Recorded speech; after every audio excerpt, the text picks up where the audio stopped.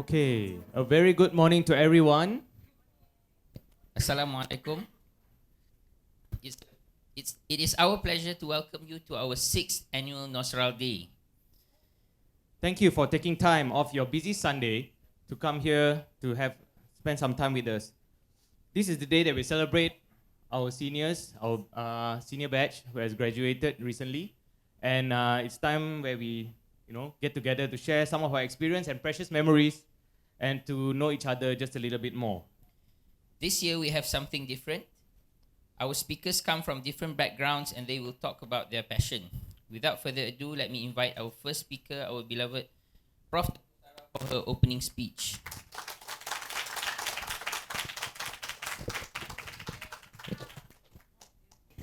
Anyway, welcome everybody. Thank you for coming this beautiful Sunday morning. It's a really a celebration, and Noceral is celebrating it because it's to do with knowledge, research, diversity, etc., etc. And we have a wonderful collection of things for you to watch and listen to. We have lots of knowledge which is outside our usual sphere. So something to stretch your brain. They say that your brain is like a rubber band. If you stretch it out of its dimensions, it never shrinks back to what it was before. Prof. Kwan is going to quote that. So thank you to all, everybody who's speaking today, performing, and all those people who helped. Every single person. Is not easy to do this somehow. I don't know why, but a lot of administrative things, and so it's good practice. And thanks to all of you for coming. And I would like to congratulate, I think, our graduates, our master's graduates, and our PhD graduate. I think it's our 4th or 5th PhD graduate, which we are so proud of, and we are really proud of our master's graduates. So please go out there and, represent us, represent the university, represent the country, and make us all proud. Thank you very much and enjoy the day. Thank you, Prof, for that very inspiring speech. Our next speaker is Dr. Willin Jeffrey Johor. Dr. Willin is a Bidayo, born and raised in Kuching, Sarawak. She's a lecturer from the Department of Anthropology and Sociology, Faculty of Arts and Social Science. She's a great, passionate social activist and also entrepreneur. She works closely with the indigenous women group in rural Borneo and empowers them to be successful in this modern era. Besides that, she also runs a shop selling crafts from Sarawak. That's interesting, right? Anyhow, she will be speaking on 2 very special topics today. First is the conservation of intangible knowledge with special reference to Puak Humbu. Secondly, she'll be talking about barrio rice planting and the changes it underwent as modernization took place. Now let's please welcome Dr. Willin Jeffrey Jeffom to deliver her speech.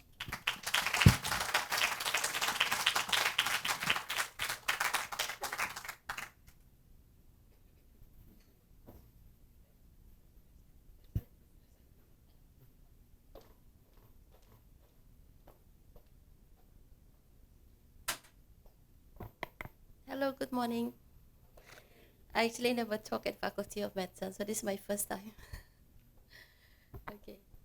I would like to thank Prof. Dr. Teguh Sarah for inviting me for this talk. She was very enthusiastic about what I do every time she comes to the shop. And I feel very honored that I'm here today. So it's not easy for me to crush everything in 15 minutes, but I will try to do that. I'm not going to go into details, but there are a lot of pictures that I would like to share with you because I think pictures will tell you more than 1,000 words. Yeah. How to do this thing? Sorry.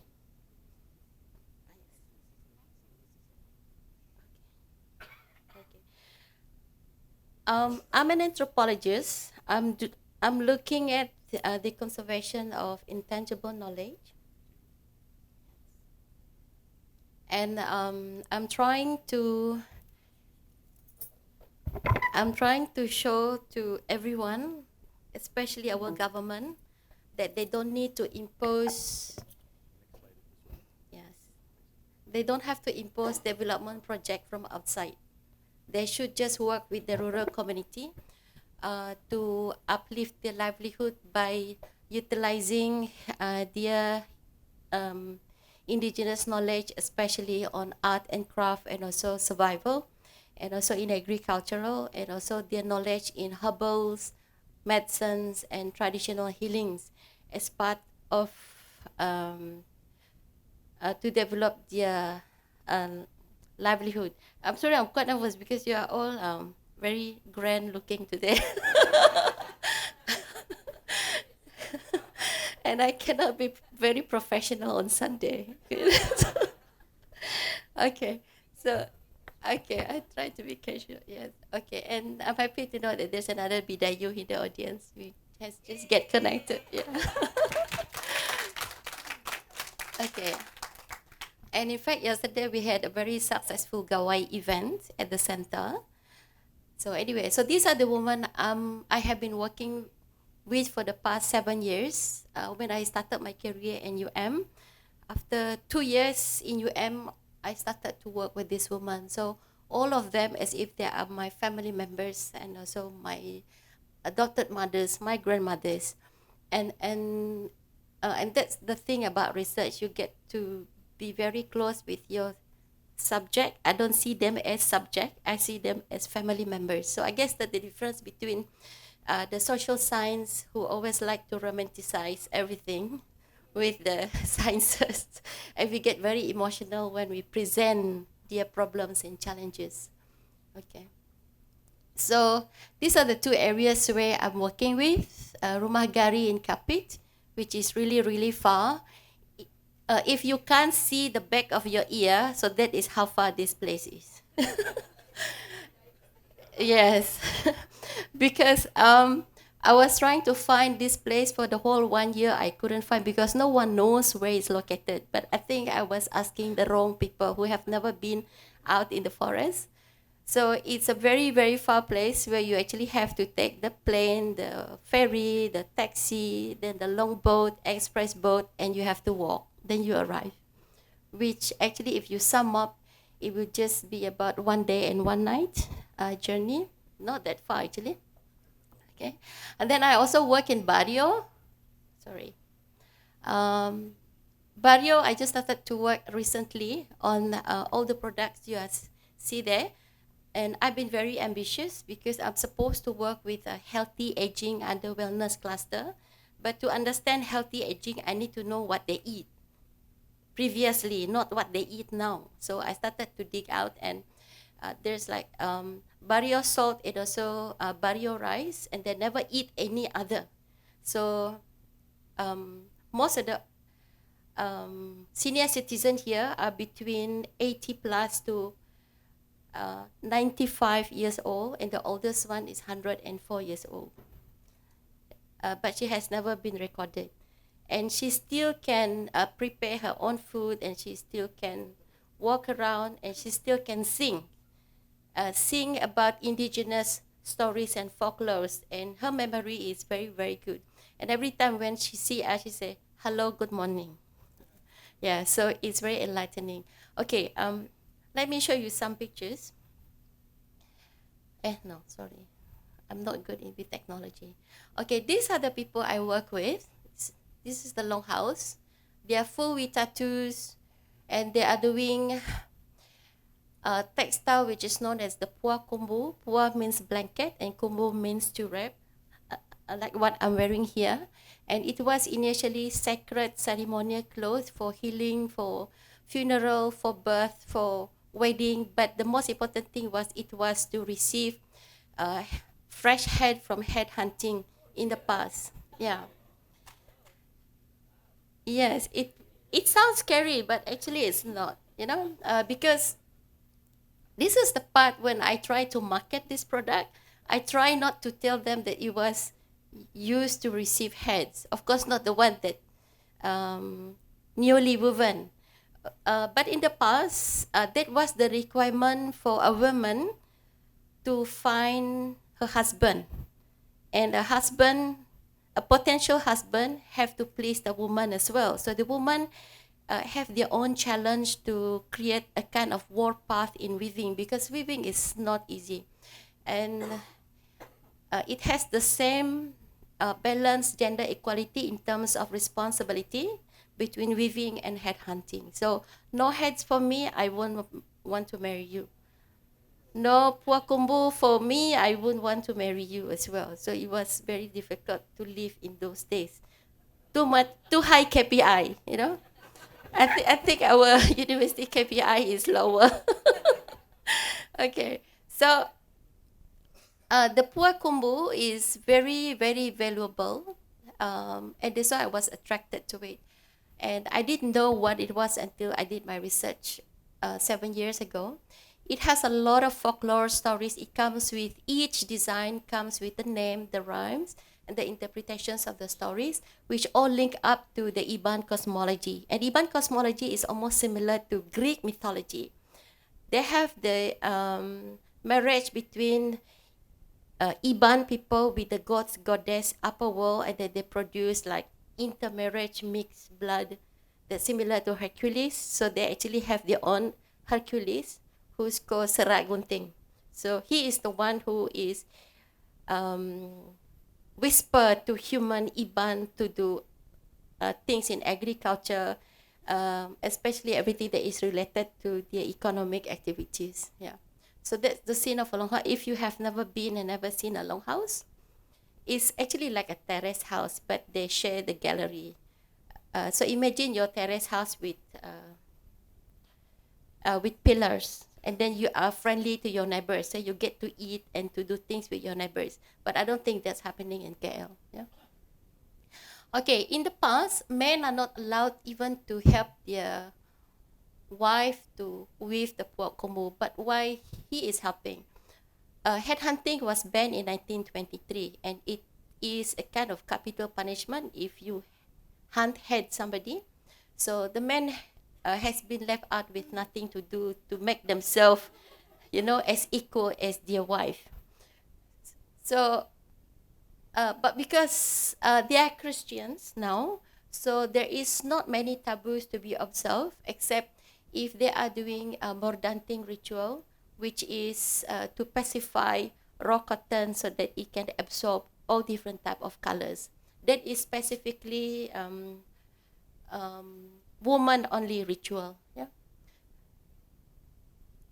So this is the scene in the longhouse. So basically, one textile. Okay, it cannot be 32 feet of textile. They will produce it between 3 to 6 months, and it depends on the design. And a lot of foreign scholars said it's the dream design. Actually, it's not the dream design. They actually like dream something else, but they interpret. Okay, sometimes interpretation is correct, sometimes interpretation is wrong. So that's whatever we get on the textile, that is what is called dream weaving, according to foreign scholars. But I don't see it as a dream weaving, because a lot of this weaving and designs, it is actually the adaptations of a few different motifs from a few different designs in the past, and they create another story. Yeah. So I look at it as a piece of art, and how we market this product is that you have to wear your art. You can't believing it in your house and ask empty house to look at it. You have to wear it, and you can start your whole conversation with it. Okay, so weaving is done by all these women, and this was in the past. And the first collections of puakumbu textile that has been given to the British Museum was in 1905. So we don't actually know how old this tradition has been, but it has been traced back to 10, 11th centuries, where there was a barter trade between Indian people from Gujarat. And there are a lot of similarities in the design, as if there is the influence of patola design. And ikat is also very famous all over the world, tie and dye resist. Yeah. Okay, so this is the academic part of this research. So research-led sustainable economy and conservation. So this is whenever I introduce myself in the shop, people say, "Oh, are you teaching at the university?" I say yes. Okay, so why are you doing this? is university open the shop for you? I said, no. Okay, so we actually started the community enterprise because we want to promote the intangible knowledge of this particular heritage. And as an anthropologist, this is what I'm looking at. So there is no point for me just to write papers and books if it's just read by targeted audience, but not to expose it to the public out there. So we also have put our trademark is Rumah Gare, Borneo Natural. And what I have done with this material is that I strictly ordered them. It's not negotiable. That they have to use. I'll show you the picture. These are boring academic things on Sunday. Hang on. Okay. So it's plant-based dye and mordanting. So everything that you have ever put in your food, ginger, galanga, whatever, except garlic and onions, is all in the textile. It's a form of fixer because I don't want them to use anything, any compound which they have to buy. Okay. And our principle is to make them to use everything within their environment to promote lean management, you call it in the factory, lean management, green technology practices, and then sustainability is the most important thing. So all of these herbs and plant dye, they actually plant it around the longhouse and also in their forest in order to tell state government to say, look, we are doing something with our forest, don't cut and put palm oil. Yeah. It is actually a soft reminder to the government to say that we don't actually need palm oil to survive. Yeah. Actually, they don't survive with palm oil. That's the thing. Okay, so our main colors, actually, I have the textile in the basket. Where's my basket? Okay, so this is the blue color, which found only in this region, and it's not the same as the one in China and India, okay, because it doesn't need to go through fermentation. I'm supposed to work with the organic chemists at the Faculty of Science, but I think due to logistic, actually you can pass around so they can hold it here. Yeah. So it's called Marsdenia tinctoria, and it's like instant color, but it's very sustainable. The blue that you see here is made from the thread, hand spun filament silk from Thailand, because we don't produce thread. So I also collaborate with a group of women in a few different countries in order to emphasize the concept of woman empowerment. And the shawl that I'm wearing here, that guy is is holding. It has no spirit, don't worry. That rougher one is actually hand-spun wild silk from Madagascar. Yes. So I work with a group of women in Madagascar as well. So I'm going to see them in November for the first time. So the one from Thailand, and that yellow one is actually bamboo thread silk. Japan technology, so not Chinese technology, so I guess less pollution. Yeah. Okay, so this is the yellow color, which is called Fibraria tinctoria. And we spend a lot of money to do tissue culture. If anyone knows expert in tissue culture, please connect me, because we have spent over 300,000 just to do this. And there is no possibility for this to grow. It lives, but it just stayed this height. It never grow. For 2-3 years, it stayed this height. So how can we extract the colors if it's not happening? And it only requires a certain kind of temperature and also ecosystem. So it is not possible for me to plant in my area in Kuching. Yeah. So this red one is from Mangkudu. I think everybody knows noni, Mangkudu. You can drink the fruit and you can use the roots. This is the roots, yeah? It gives the nice red color, yeah? Although there's only 3 sources, but we have so many different tones. Morinda itself has given us 37 different tones, yes. And we also work with the textile department in Paris and also in Brussels. So they are the one who actually give us those color tones. Yeah.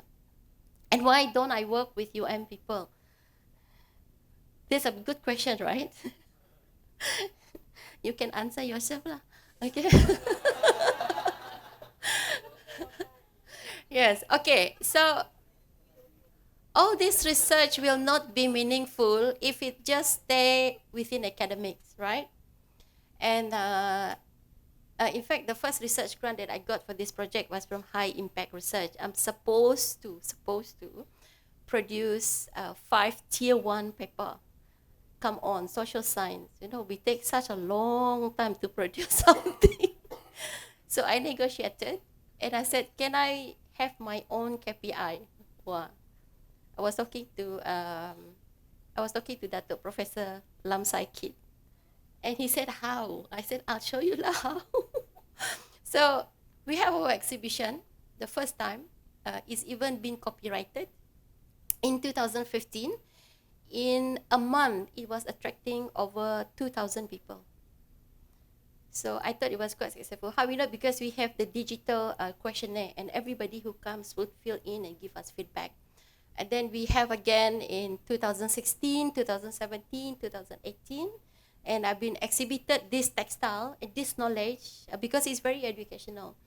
In Paris, in London, in New York, Washington. I even went to Helsinki to do exhibition, and also Eastern Europe. A long period of exhibition, like between 2 weeks to 2 months. Yeah, and it's not funded by UM. Yeah, okay. UM has no money for such thing. Okay, so this is the exhibition that I had at UM Art Gallery. So the main attraction was the way it was displayed, and also that is the wallpaper which I stick on the art gallery that almost the same size as the longhouse. So most people, after they go around, they just lie down, they sit down, they chit-chatting, they eat their lunch there. It was allowed, yeah, as part of the experience. Not experience, but as if, no, just to pretend that you are in the longhouse, but you are not. Sorry, there's a little boy here, and this exhibition has been attended by audience from the age of 1 until 91. I had a few 91-year-olds who are on a wheelchair. And these are the Iban who settled down in West Malaysia. And they told me that they have learned the whole thing about Puah Kumbu compared to the life they have spent in the longhouse. So that really says something because this art is really dying. Yeah. So these are some of the things I display. Okay, and we also develop an application for you to understand the abstractions of the design because like all the design is really abstract, but one textile to another will form a kind of long story of every characters that ever exists in Iban cosmology. So it's not online now because I pull out, but I was putting it on iPhone and also Android for you to download and to understand whole stories and also the motif of the textile. Yeah. So it involves Illustrator, Animator, app developers. Yeah. So even the French ambassador came to see, and in fact there were a lot of people came to see. Even when I did this in Georgetown Festival, there was Lim Guan Eng, who has not yet Ministry of Finance. There was Tony Poa, there was Mukris, there was Marina Mahathir. They all came. Okay, but one asked a question: how come that we don't get any help from the government? You can answer that too, I guess. Okay? Yes. You can answer yourself. So we attract a lot of people from different walk of life. You know, it's really a place where you can see so many different ethnic groups come to appreciate, and they actually embrace this as Malaysian cultural heritage. Yeah. And we also have animations, books that we have yet to publish, but we have a prototype because it costs so much money to do all this colorful stuff. Yeah. So this is our one-stop learning center. So if anyone interested, you can spend 2 weeks there and you can start to weave your own. Not as beautiful as that, but at least you get a basic foundation. Okay, now go to Barrio Rice very quickly. There's only one picture of barrio rice because it looks almost the same as any other rice. But you can, yeah, don't be fooled by a bit advertisement of barrio rice in cold storage, in Eon, because those are the rice which are produced by Ceria Sendirian Berhad. If there's anyone working with Ceria, I'm sorry, but I have to tell the truth. They actually have this truck the whole space in barrio by introducing heavy machineries, pesticide, chemical fertilizer in order to have this kind of golden color rice. I was there in December for Christmas, and you can really see the differences between the organic and Ceria rice. The organic looks like this, very golden, shiny under the sun. I'm not romanticizing it, it's true. But the one from Ceria looks really dull, really sad, as if it say, I need help, So, yeah. So, barrio rice is called beras adan. Okay, but in the market, they say barrio rice because they don't actually know the variety. There have been 2 scientists who has been working. I wouldn't name it from which university. They're trying to do GMO on this rice in order to plant twice a year, but they fail. And only organic rice can give you those kind of colors. Those are organic rice which I'm trying to promote for behalf of the 7 farmers who are still true to the traditional farming. And I tell you, none of the buffaloes, buffaloes is their main machines for organic farming. And I think you know the whole cycle. They give their dung, there's ducks coming, everything, and it's very healthy. All these buffaloes only goes to the Jelapang Padi, which is organic. They don't even go to the Ceria side. It's very strange. Even animals know which one is organic. Yeah? I think they know better than us lah. Yeah, I assume. Okay. That's about barrio rice. And if you want to eat real barrio rice, you can buy from our center. We are selling it. Yeah? Okay, cool. I have some extras. Okay, this is barrio salt. It is very interesting because it has no plastic.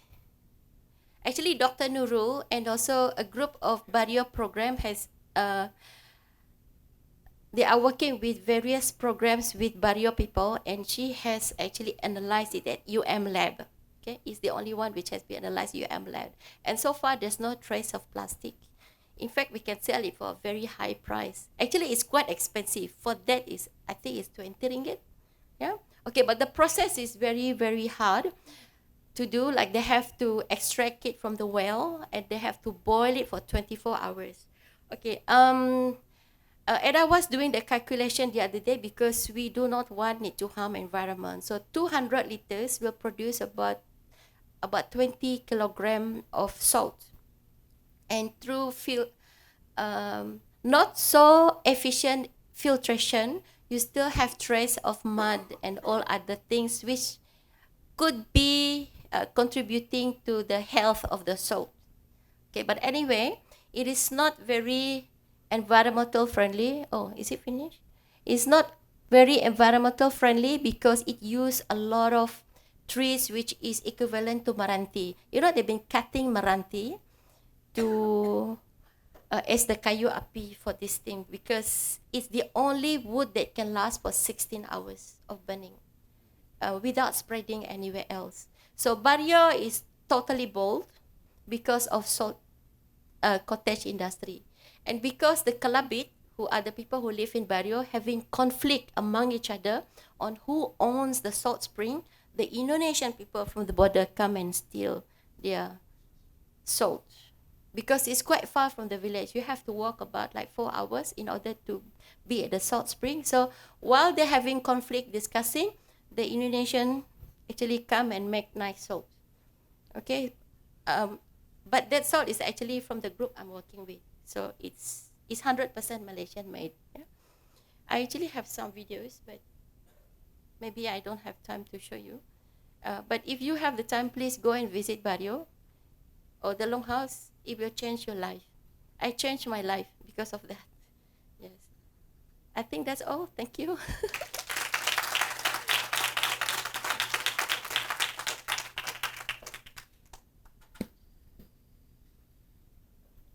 Thank you, Prof. Willin. That was a very interesting speech. It's doctor, not yet Doctor. prof. Oh, okay, sorry.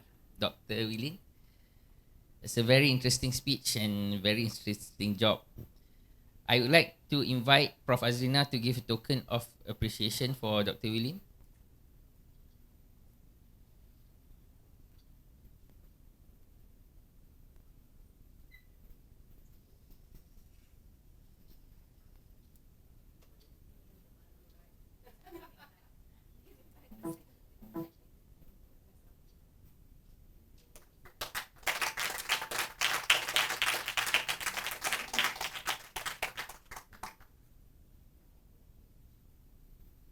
Okay, thank you, Prof. Azrina, and thank you, Dr. Willin.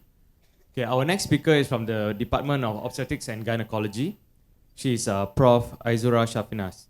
Prof. Aizura is a specialist in Obstetrics and Gynecology department with a subspecialty in minimally invasive gynecological surgery. She's also the pengetua of College Ibn Sina 6 College. Don't worry, she's not going to try to teach us the female anatomy today. The topic today is Alumni Matters. Let's put our hands together to welcome Prof. Aizura.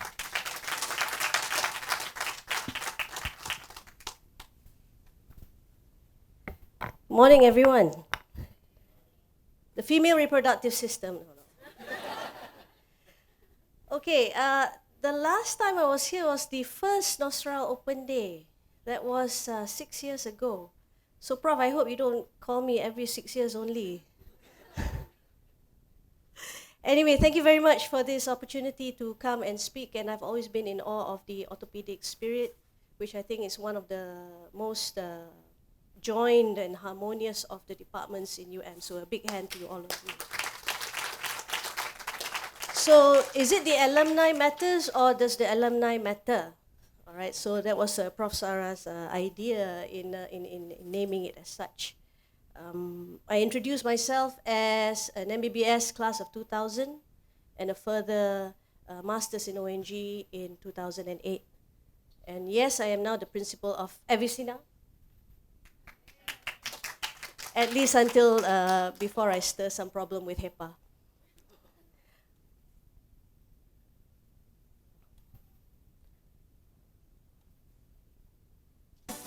You'll be wondering why I'm putting up the hot and cold run video here. It is just to show that this was one of our earlier rallies. Okay? This is what I'm trying to share with you. So now University Malaya is running this fitness thing and a run thing which we have. And we were asking for 20, 30, 50 ringgit for a crowdfunding solution. He's 80. Everybody knows him, that's Prof. Khairuddin, previous dean for a while. Dato' Ahmad, hello. It's just an investment on good health. Thank you. Our celebrity Facebook gynecologist, Prof. Imelda, who runs all the time. And so we did a crowdfunding involving 3 of our prominent icons of University Malaya. Malaysian AIDS Foundation and the Faculty of Medicine, University of Malaya alumni together as 2 in 1. This is a good cause and we should all participate and run for your fitness. Join us in front of Who doesn't know Prof. Mimi, right? For a short run in our beautiful campus. It can be either a 3-kilometer run, a 5 or a 10-kilometer run. Please follow the link below. All the details are in here. So see you there. Please bring yourself and your families together with you.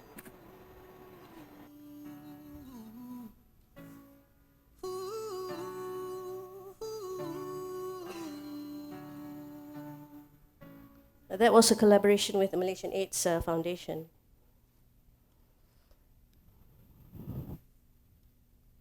So the society was, of course, organized and established as early as 1969, and that was the logo at that point in time.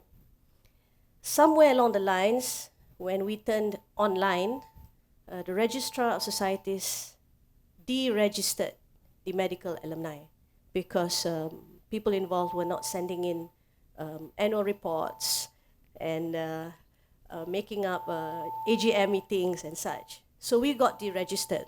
Very much like UMNO.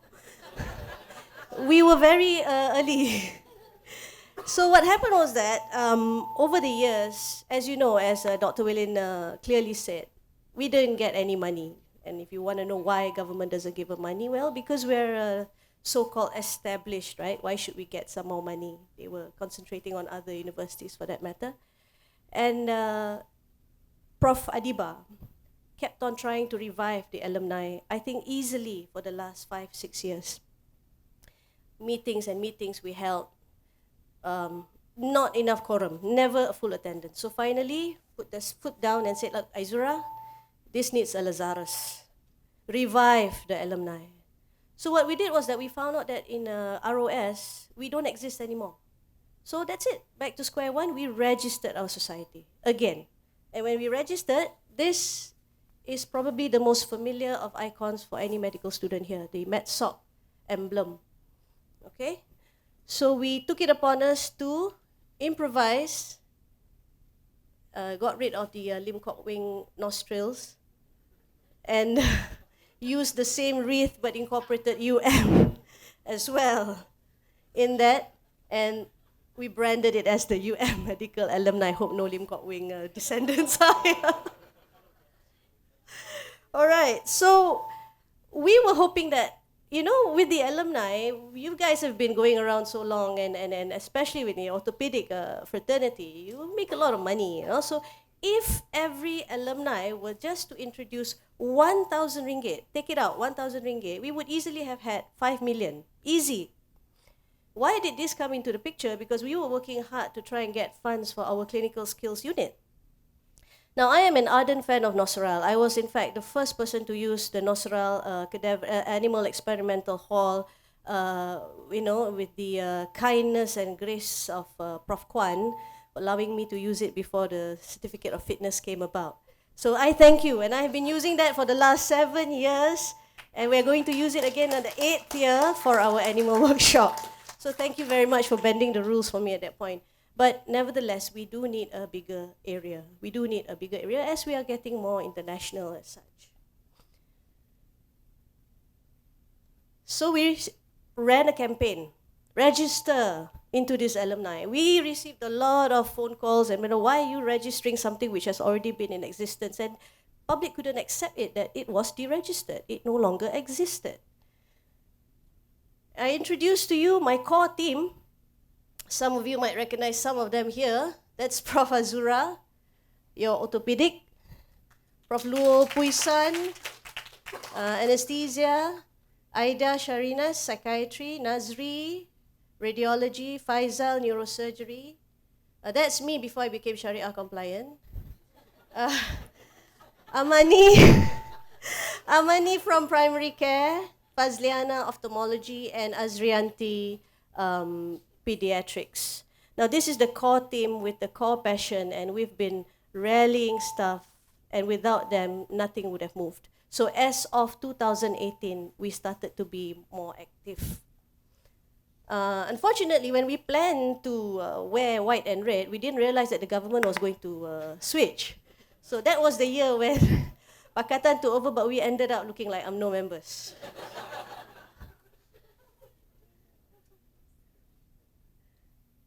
So we ran a short video contest. I couldn't wait for the local, I don't even know what faculty we have, media broadcaster we don't have, but we had friends in KDU. And so we got the KDU students to run a video contest to reconnect with your alma mater. And we had some renowned judges, controversial ones, Zan Azli, I'm sure some of you would know Zan Azli, Zuna before he's famous now, and of course Anita, the UM Art Gallery curator, because we incorporated the art gallery into this project. And of course, the most difficult judge of them all was our own alumnus, Professor Alizan. So if something is favorable to Alizan's eyes, it will be favorable to everyone. And this was the video that the KDU students came up with. Just enjoy it for a moment.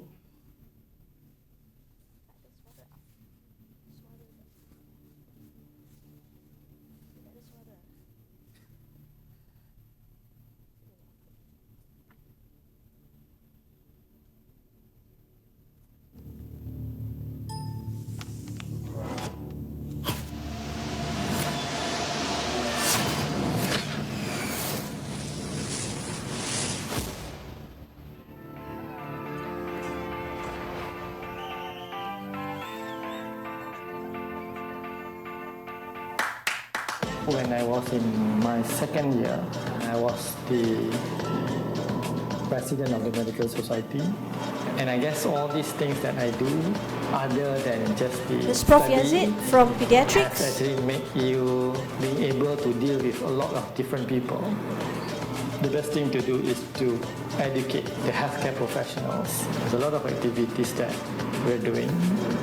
The alumni can just pitch in and come in and help out. Even if it's not much, you contribute something. If they can't really give the time, they can always do some donations because they are rest assured that this money is going to go for good to help out the patients that is really in need. The proactive, to be responsible, and also independent.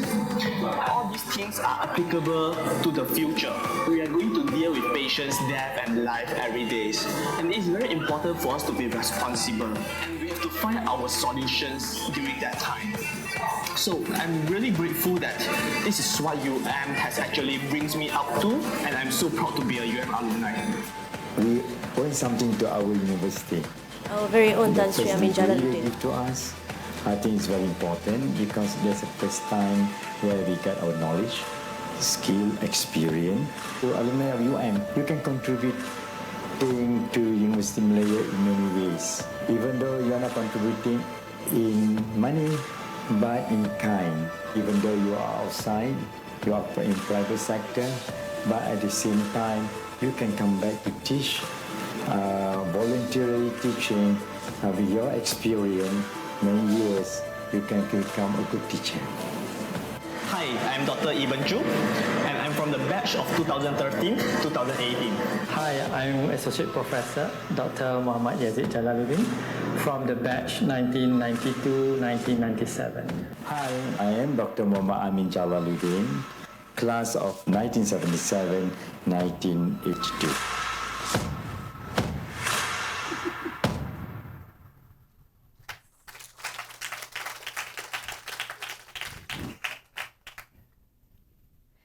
So on our own, we came up with activities trying to promote. We held faculty tours for the batches who wanted to come back and see the faculty. We can organize parties for you, small Saturday nights, right up to banquets if you like. And of course, we've now had some amount of merchandise already also in our forte. Then, of course, we had to get everyone involved. We had to let them know that, hey, we're back and we're revived. So if you see in this slide, somebody might recognize somebody's father here. Anybody can point out. Do we know who's who? This is a very important picture. This was a picture of a graduating night, the night when they found out that they passed. This is class of 72. That's Dana Raj, yes. Did you see the guy with the striped pants right at the end? The one?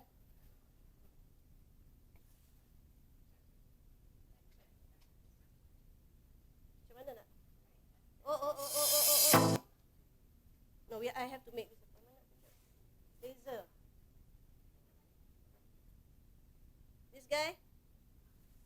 This guy? No, my father's better looking.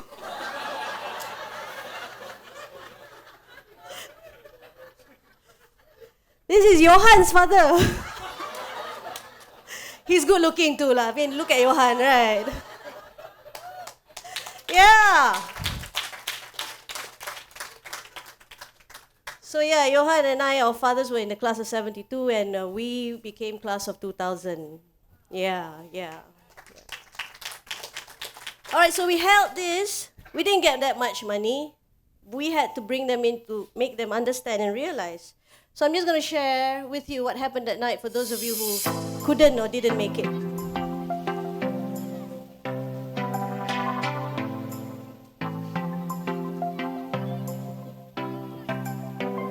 Everybody knows her, right?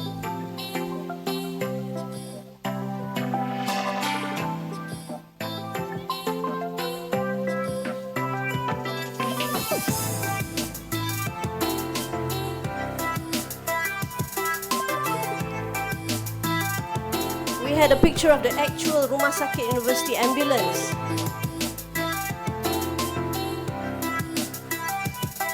They took out mug shots from their first years.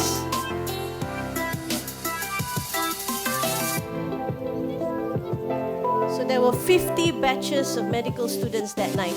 Every batch, almost every batch was represented.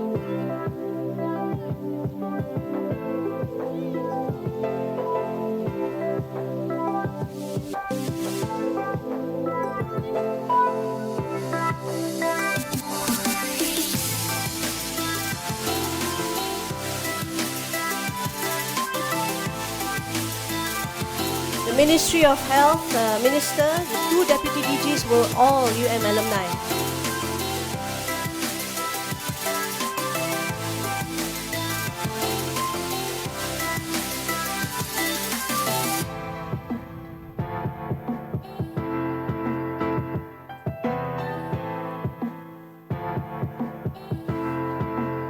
This is the first batch, yeah, class of 1969. This is class of 93, the 25th batch.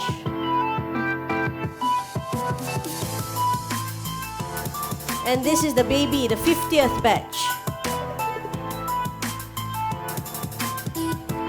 That is Tan Sri Danaraj's brother. That's Prof. Azlina's father.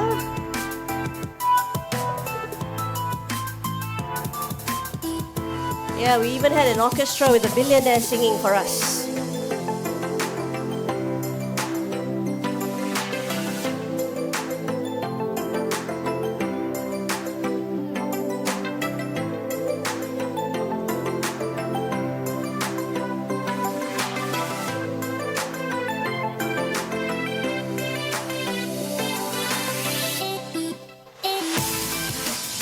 That's when the night really started lah.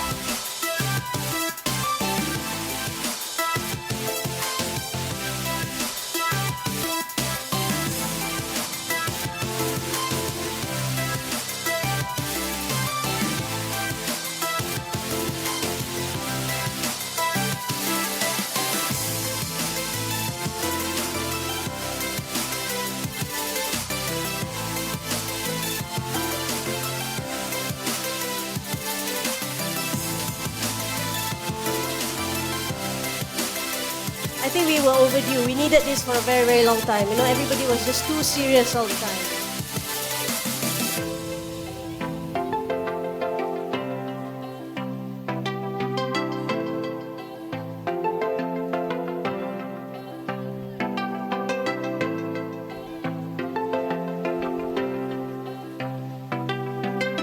So we held it in DTC, Dewan Tengku Chancellor. Why? Because it was cheaper. And why do you need to go to hotels when you actually can be in a place where it was very momentous for you, right? So yeah, so we held it in DTC. One of our early give back to the students was, of course, a co-weigh machine. That was one of the instantaneous things that we can give to the college. So that's that. And also we collaborated with the college for the Semarak Ramadan celebrations. Reason being we incorporated the college was because CSH, a Clinical Students Hostel, or if you call it Ibn Sina Residential College, it is very much part of the alumni. Most of the alumni would have spent, if not 3-4 years, staying in that college. So it's very much where we live. It's not just a place to sleep, like some people may say. All right, so from that came about this. We ran a survey, a door-to-door survey, which gave us a number that we had about 53 B40 students within our college. Now I understand that a lot of people were asking us what was the long-term plan, what do we do? You know, politicians were coming over, taking pictures, showing, coming out with magazines, Siswa Ikat Perut. The thing is, this thing has been going on for so long. Some of you who might take students will realize that they are only taking crackers or tiger biscuits in the morning before they come. So the first thing that I did when I became the college principal was to make sure that they at least will get some economy rise. For 5 ringgit, if you're a student, you get to pay, 5 ringgit, you get to eat rice, 1 protein, veggie, and a drink. Then we realized that some people don't even have 5 ringgit to pay. So that was a bit shocking. So the B40 meal rally went on during the last the Ramadan, and it was very, it gave me a sense of hope. People do care. For 3,000 ringgit, you actually get to sponsor, mentor, and feed one student for a whole year. That makes a lot of difference, because there were people who asked me, what's the government doing about it? So I can say, I don't know what the government's doing about it. The government doesn't know what to do about it. Their PTPTN scholarships loans are very low. They probably have 500-600 ringgit spare for the next 6 months. What can you eat in 100 ringgit, right?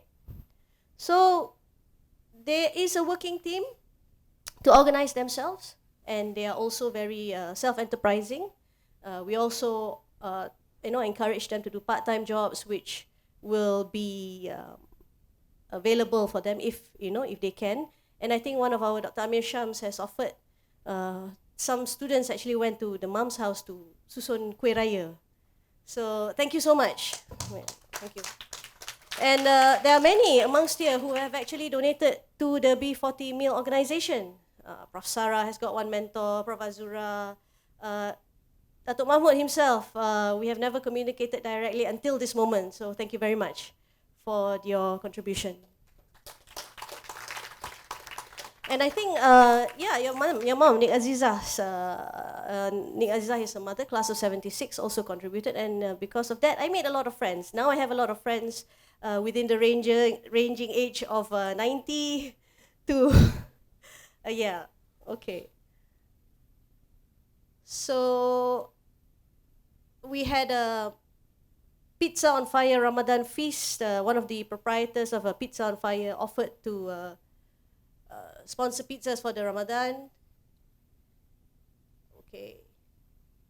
And as proof, I featured pictures of, hey, we're actually feeding these kids, so don't worry. The students don't get the money. We pay it to the cafe, all right? Because I don't know what the students are going to buy with the money. I don't trust them that much. All right, so they come in, they take their food, they sign off. And then they sit down and they eat. If you don't take your meals 3 times, you're struck off the registry. That means you're not serious about it. And it's good to know that some students, upon getting scholarships and such, they actually say, okay, I don't need this help anymore. So that's good. But on one clause, when you sign the agreement, you promise to give back. It's always about giving back.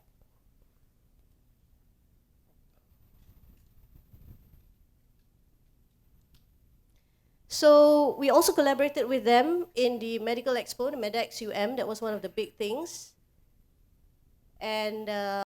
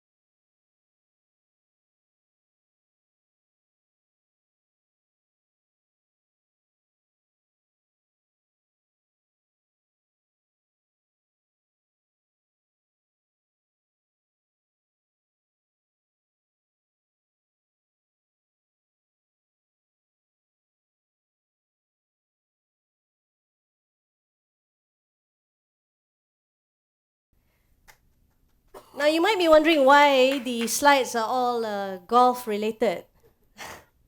I'd just like to inform you that, in fact, in the evening we will be going to Royal Selangor Golf Club to receive a check for a total of 160,000, which the Buayas have donated for this course, the B40 course. So next year, if you donate 160 plus, I will make a slide with bones. All right, so before I leave, just words from the students. That's the last video, I promise you.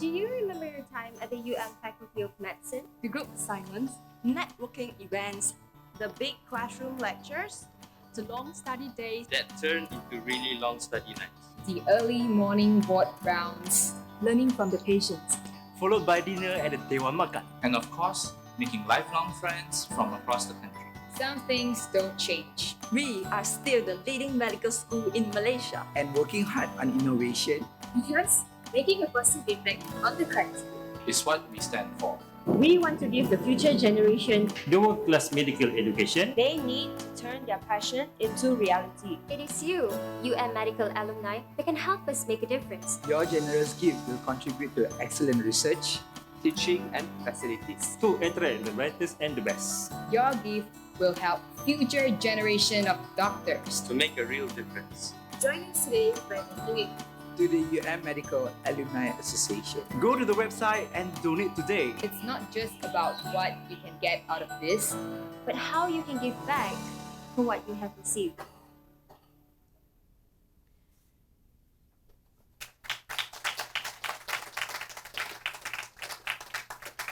So I'm going to end it. Well, when Prof. Sarah suggested that I sing the Pepper song again, tak laku lah, twice kan. I don't know if any of you know the Beach Boys. You're probably too young. Too young.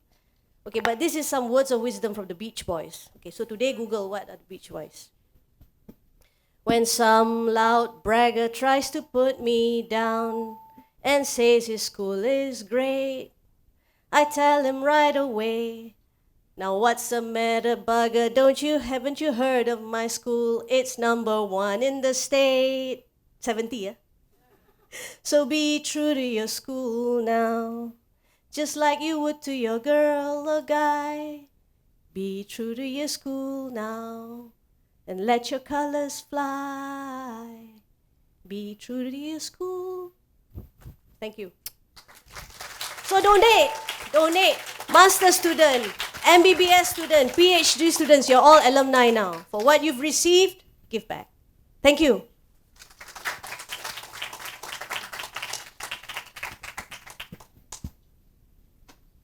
Thank you for that wonderful talk. I would like to invite Prof. Azlina to present a token of appreciation to Prof. Aizura. Okay, today all our wonderful speakers will be getting a special pack of barrio rice and organic salt.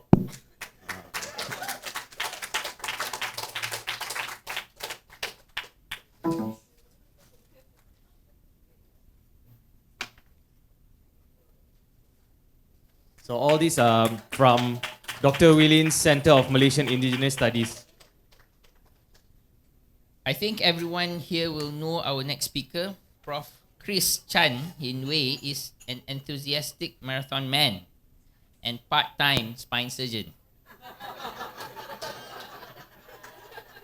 Okay, but to be honest, earlier this morning when I asked him, Prof, what is your profile? Then he told me he has not won a single marathon. And in fact, he has never actually run a full marathon. But still, he would like to convince us that everyone in this hall should run too. Please welcome Prof. Chris Chan Yin Wei. Thank you very much, everyone. It's always been a very nice meeting, the Noceral Day. But when Prof. Sarah texted me again, because last year she said, you try to give a talk. I was thinking, what topic should I talk about? And I realized that actually this is one of the most difficult talk you need to give because there's no intro, there's no methodology, There's definitely no results, and there's no discussion. So it's an atypical talk, but the good thing is you can wear whatever you want to wear to give this talk. So actually, I wanted to introduce that I've won 0 marathon, but 0 is not the name of the marathon. It's just that I've never really won a marathon. Okay, let's start. So the topic which I'm going to share to you is I can run, and so can you. So I've always believed that there's a photographer in everyone. Everyone wants to take a very beautiful photo. So I asked myself, is there a runner in everyone? We go back to the days of high school, secondary school, school meets. You're sitting there, you're watching people run. And as you get older, I believe that some of you has actually stepped onto a treadmill machine for fitness purpose. So show of hands, how many of you has ever stepped on a fitness machine, a treadmill before? Not too bad, very, very good. So I was a casual runner just like all of you. I ran 3-4 kilometers on the treadmill.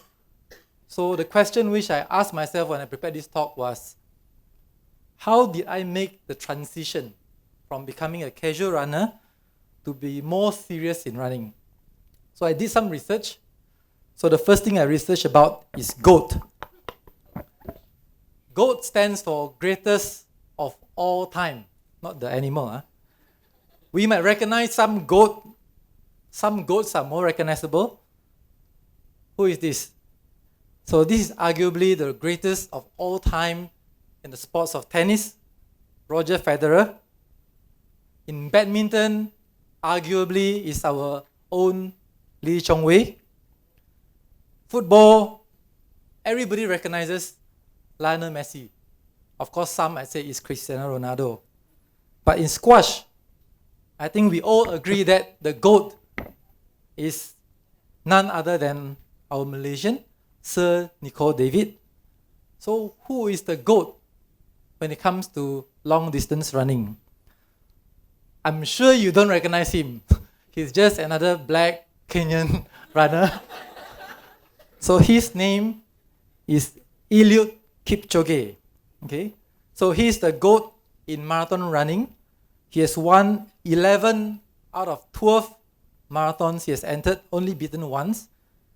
He's the current world record holder in marathon, whereby he completed it in 2 hours, 1 minute and 39 seconds. We'll get to that later to see how significant is that. And then I searched more and I found that he was involved in a very interesting project in collaboration with National Geographic. So this is the Breaking 2 project, aiming to be the first human being to run under 2 hours for 42 kilometers. So I'm not going to tell you whether he did it or not, but for those of you who want to search, I recommend you strongly to look at this video. Very nice video on running. But you might say, oh, of course it is expected of this guy. He's a black, he's a Kenyan, he can run very fast. So I searched further. And there was this video as well in 2017, whereby not a Kenyan, a cerebral palsy patient who was inspired by this Breaking 2 project and aimed to run a half marathon in less than 2 hours. So I asked myself, what is the human limit? So with that, I think that I have to challenge myself to see whether I can really do it or not. Other things which is different in terms of running is that why I went into running is that there are many running events. If you play tennis, you can say, I cannot say I want to enter a tennis competition event. Or if you're in a bodybuilding, you cannot say I want to enter, the next bodybuilding event. But there are many running events. So you can enter it, you can meet a big crowd, meet many people, we can go with your friends. So it's a fun thing. And when you're doing running, you can do sightseeing, take in the sights, you can go to other places whereby you can enjoy the scenery, enjoy the food. And the second thing which is very different in running is that there's always a challenge. It is very objective. You can know whether you're improving in terms of your distance, in terms of your speed. And that is when I decided to register for my first running event all the way back in June 2017. So 6:06 pace, we'll talk about that later. So in terms of running, there are many running distances. There's a 5K run, 10K run, half marathon, which is 21.098 kilometers, and a full marathon, which is 42.195 kilometers. So we must, of course, talk about the meaning of marathon. So there was a legend of this Greek messenger, Pheidippides, who ran from the city of Marathon to the Athens back in 490 BC. And the distance was approximately 25 miles, and that's where they got the name marathon. Unfortunately, upon completing the mission, he died of exhaustion. So I suppose that is where the myth came that, if you run a marathon, there's a high risk of dying. So before we go further, there are some basic terms which I want to share with everyone in running. So number one is pace. So pace can be quantified either as in kilometers per hour or in minutes per kilometer. So you're familiar with this screen. So if you step on the treadmill, you see a speed button there. So when you adjust the speed, that is in kilometers per hour. So if you're used to running at 6 kilometers per hour, it translates to 10 minutes per kilometer. And as you go faster, 9 kilometers per hour, 640 pace, 10 kilometers per hour, 6-minute pace, 12 kilometers per hour, 5-minute pace, 15 kilometers per hour, 4-minute pace. So go back to the world record holder, 2 hours, 1 minute, and 39 seconds. So he was running at an average of 20.8 kilometers per hour with 2 minutes 53 second pace for 42 kilometers. So that is the world record at the present moment. The second term which we need to know is about cadence. Cadence is the number of steps per minute. Third, stride length. Stride length is the distance or the length between the same feet, two similar striking points. That means on the left and on the left side. And we must know about the maximum heart rate. This is very important. A very simple way to determine this is 220 minus your age. So my maximum heart rate is 177. And you must understand what are the heart rate zones. If you go maximum, 90 to 100% of your heart rate. If you go moderate, it's 70 to 80%. So we'll talk about this later and why it is important. Then I ask myself, if running is such a great sport, then why don't people run? I think the most common feeling if you first ran is that it really doesn't feel very good. Why? And a very common experience is what we call a stitch. The first time runners will always get this, that they always feel that there is some pain under the rib cage. And if that's the reason you do not run, then good news, because stitch is just a diaphragmatic pain. So there's a very simple solution for it. What you need to do is just to slow down your breathing, deep breath to push down the diaphragm, and it means you're running too fast. So by doing this, then you can easily get rid of the stitch. So that won't be a reason why you don't run anymore. Then the second is regarding what we believe. I put as myth and truth because the jury is still out there whether it's true or not. You might die suddenly, just like the legendary Greek messenger when running. And the association between running and bad joints, it's very, very controversial. So evidence-based. So in this paper, which is published in the New England Journal of Medicine in 2012, to let you understand what is the risk if you perform long-distance running. If you are in a marathon, your risk of suddenly dying is 1 in 100,000. Okay, 1 in 100,000.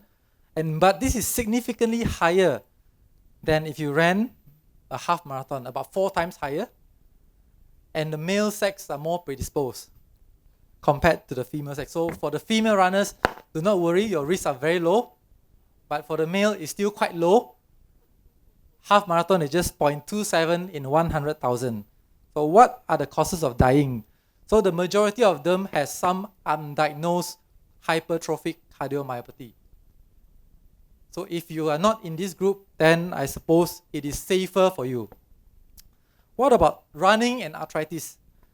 Logically, if you run more, you put your knees, your hips through repetitive ballistic movements, the common understanding is that these are bad for the knees.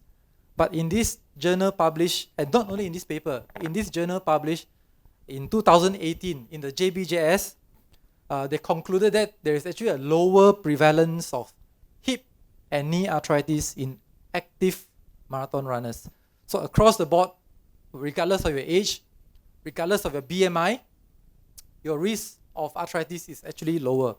Then I thought maybe it's because there's a group of them who already cannot run because they got very bad knees, that's why they are not in the active marathoners group. So that could be a bias in terms of selection of the population.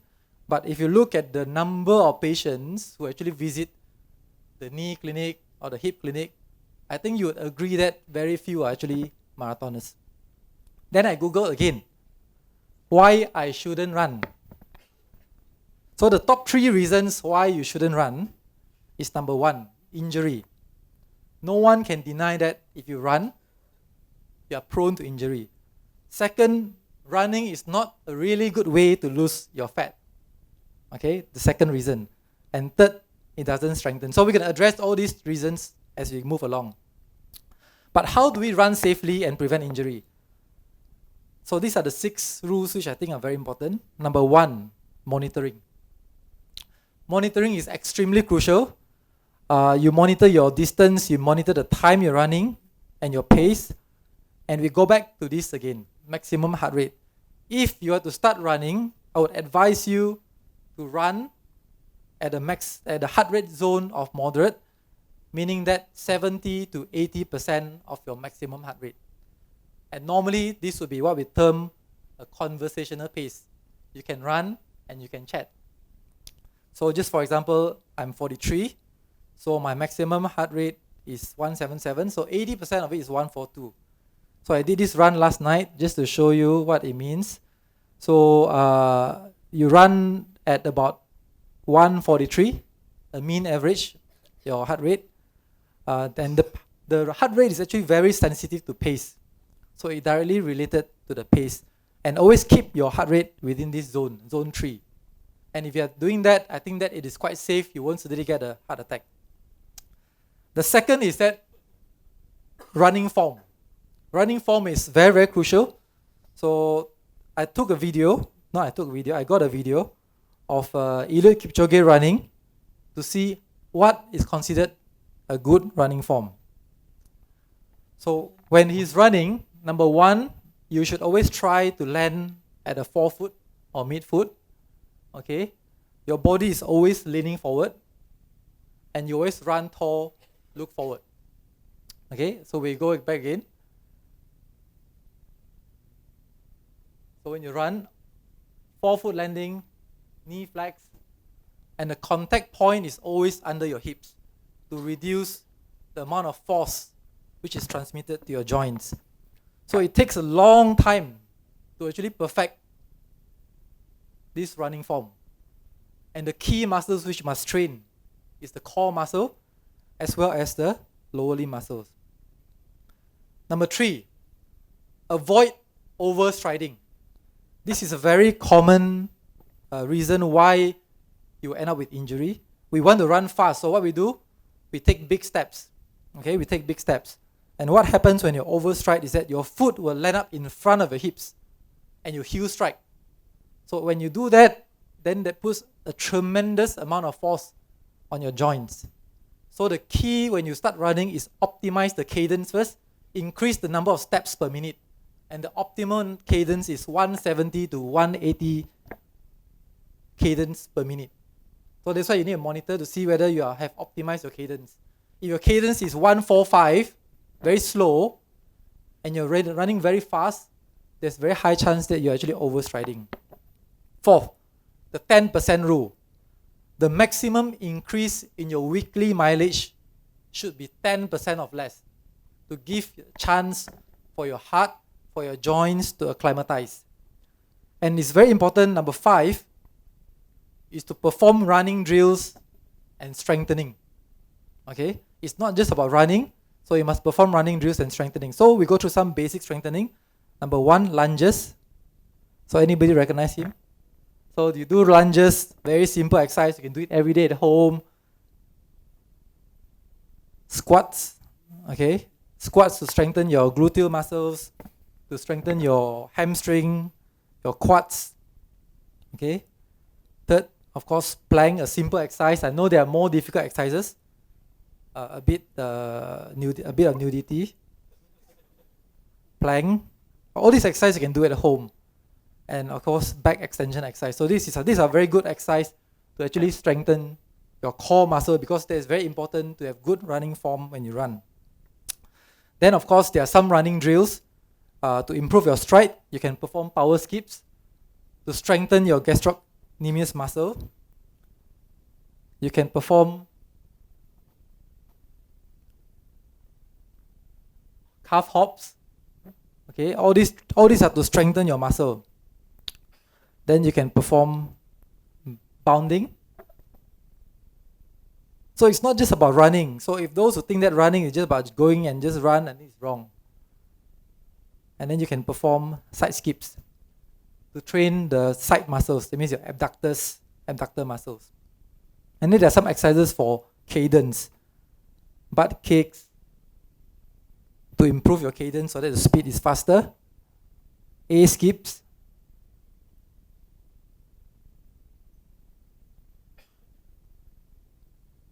Fast feet. So by optimizing all these running muscles, then you definitely can lower your risk of injury. Then the 6th is to vary your type of run and following the 80-20 rule. There are many types of run. You can have an easy run. An easy run is a run which you carry out at a conversational pace at 70 to 80% of your maximum heart rate. So this is like what I shown just now. And this you should perform 80% of the time. 80% of your runs should be a conversational run. You shouldn't go all out and push for your personal best every single time. Second is a tempo run, whereby if you look at your own body, you can converse a few words, but you should be able to sustain for more than 20 minutes. And normally it's in the yellow zone. Interval run, 2 minutes easy, 2 minutes fast. And fast is when you push yourself to 90 to 100% of your maximum heart rate. Fartlek is an unstructured interval run, whereby you run towards the target as fast as you want, as fast as you can, and then you slow down. Heel repeats is up and down, but this is higher risk of injury. So again, 80% easy run, only 20% you push yourself for a faster run. So the rule of the thumb is that you must train slow and then you race fast. Next, we move on to the next reason is that it's not a very good way to lose fat. So let me share with you my own experience. So this was me in 2008 after I just joined the spine team. So after master's program, very stressful, eat a lot, never exercise, a bit chubby. Then 2014, after, this is how much the spine team has made me lose weight. I lost a little bit. 2017, my first 10K run. 2019, and just to prove that it's not just me, you can see my running buddy here, Lim. Earlier and now, there's so much difference.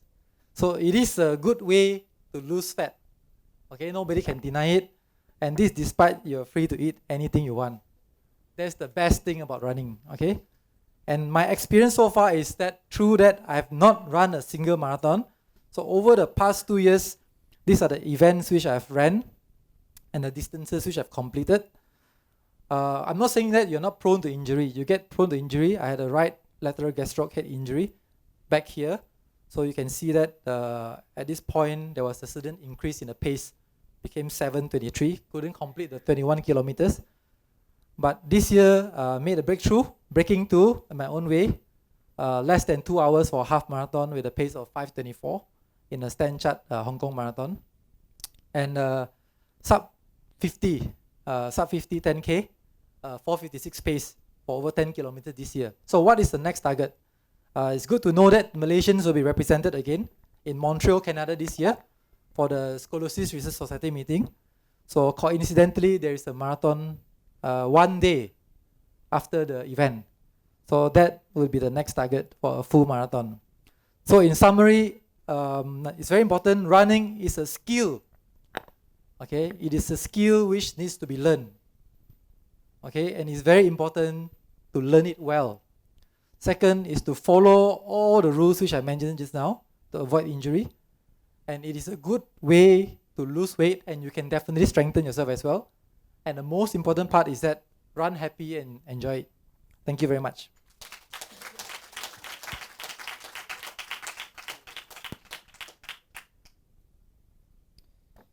Thank you, Prof, for that inspiring speech. I think it's time to get my running shoes out too. I would like to invite Prof. Azina to present token of appreciation to Prof. Chris.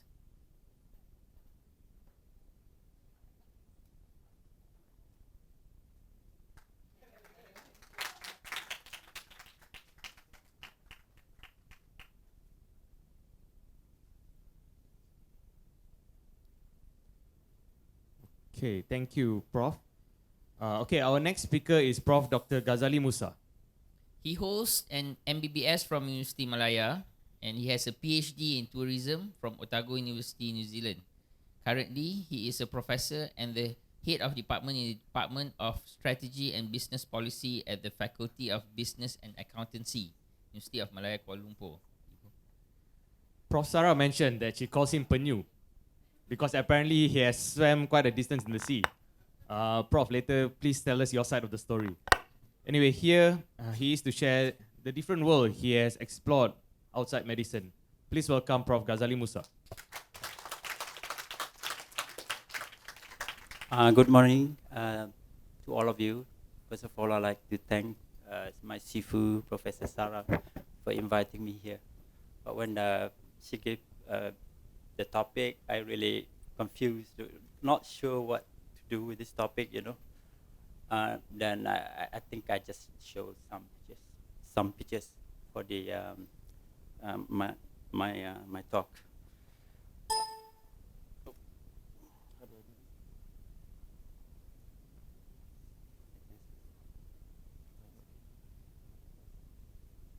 All right.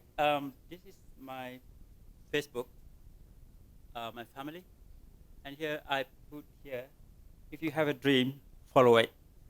For that is the only gate to the eternity. So this lecture is all about dreams, and dreams that I have, and then I share with you.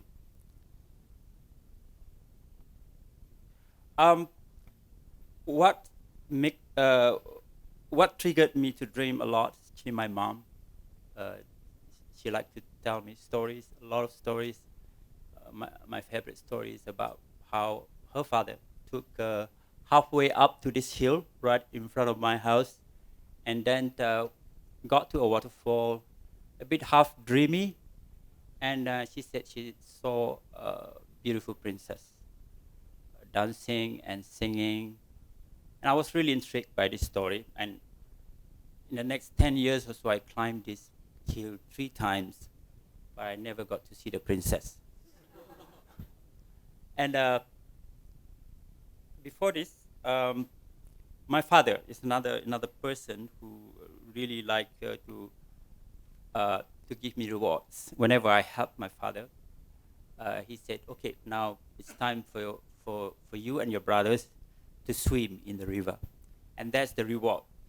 So be careful with any stories or reward that you give to your children, because that might invite fires in their heart, and you cannot really stop it, because they keep dreaming and they keep wanting to have whatever you have told them. And I spent a lot of time reading the books written by this lady. You know her, And she's probably the one who inspired me most to be adventurous and to be involved in adventurous activity. And I started traveling very early, be adventurous early, like cycling in the interior side of Terengganu. And I hitchhiking around Malaysia, get to Langkawi Island and cycle around the islands, very, very young age. And of course, I get to University of Malaya. Why University of Malaya? It's a risk, you know. It's the most prestigious university, and it's a challenge for me.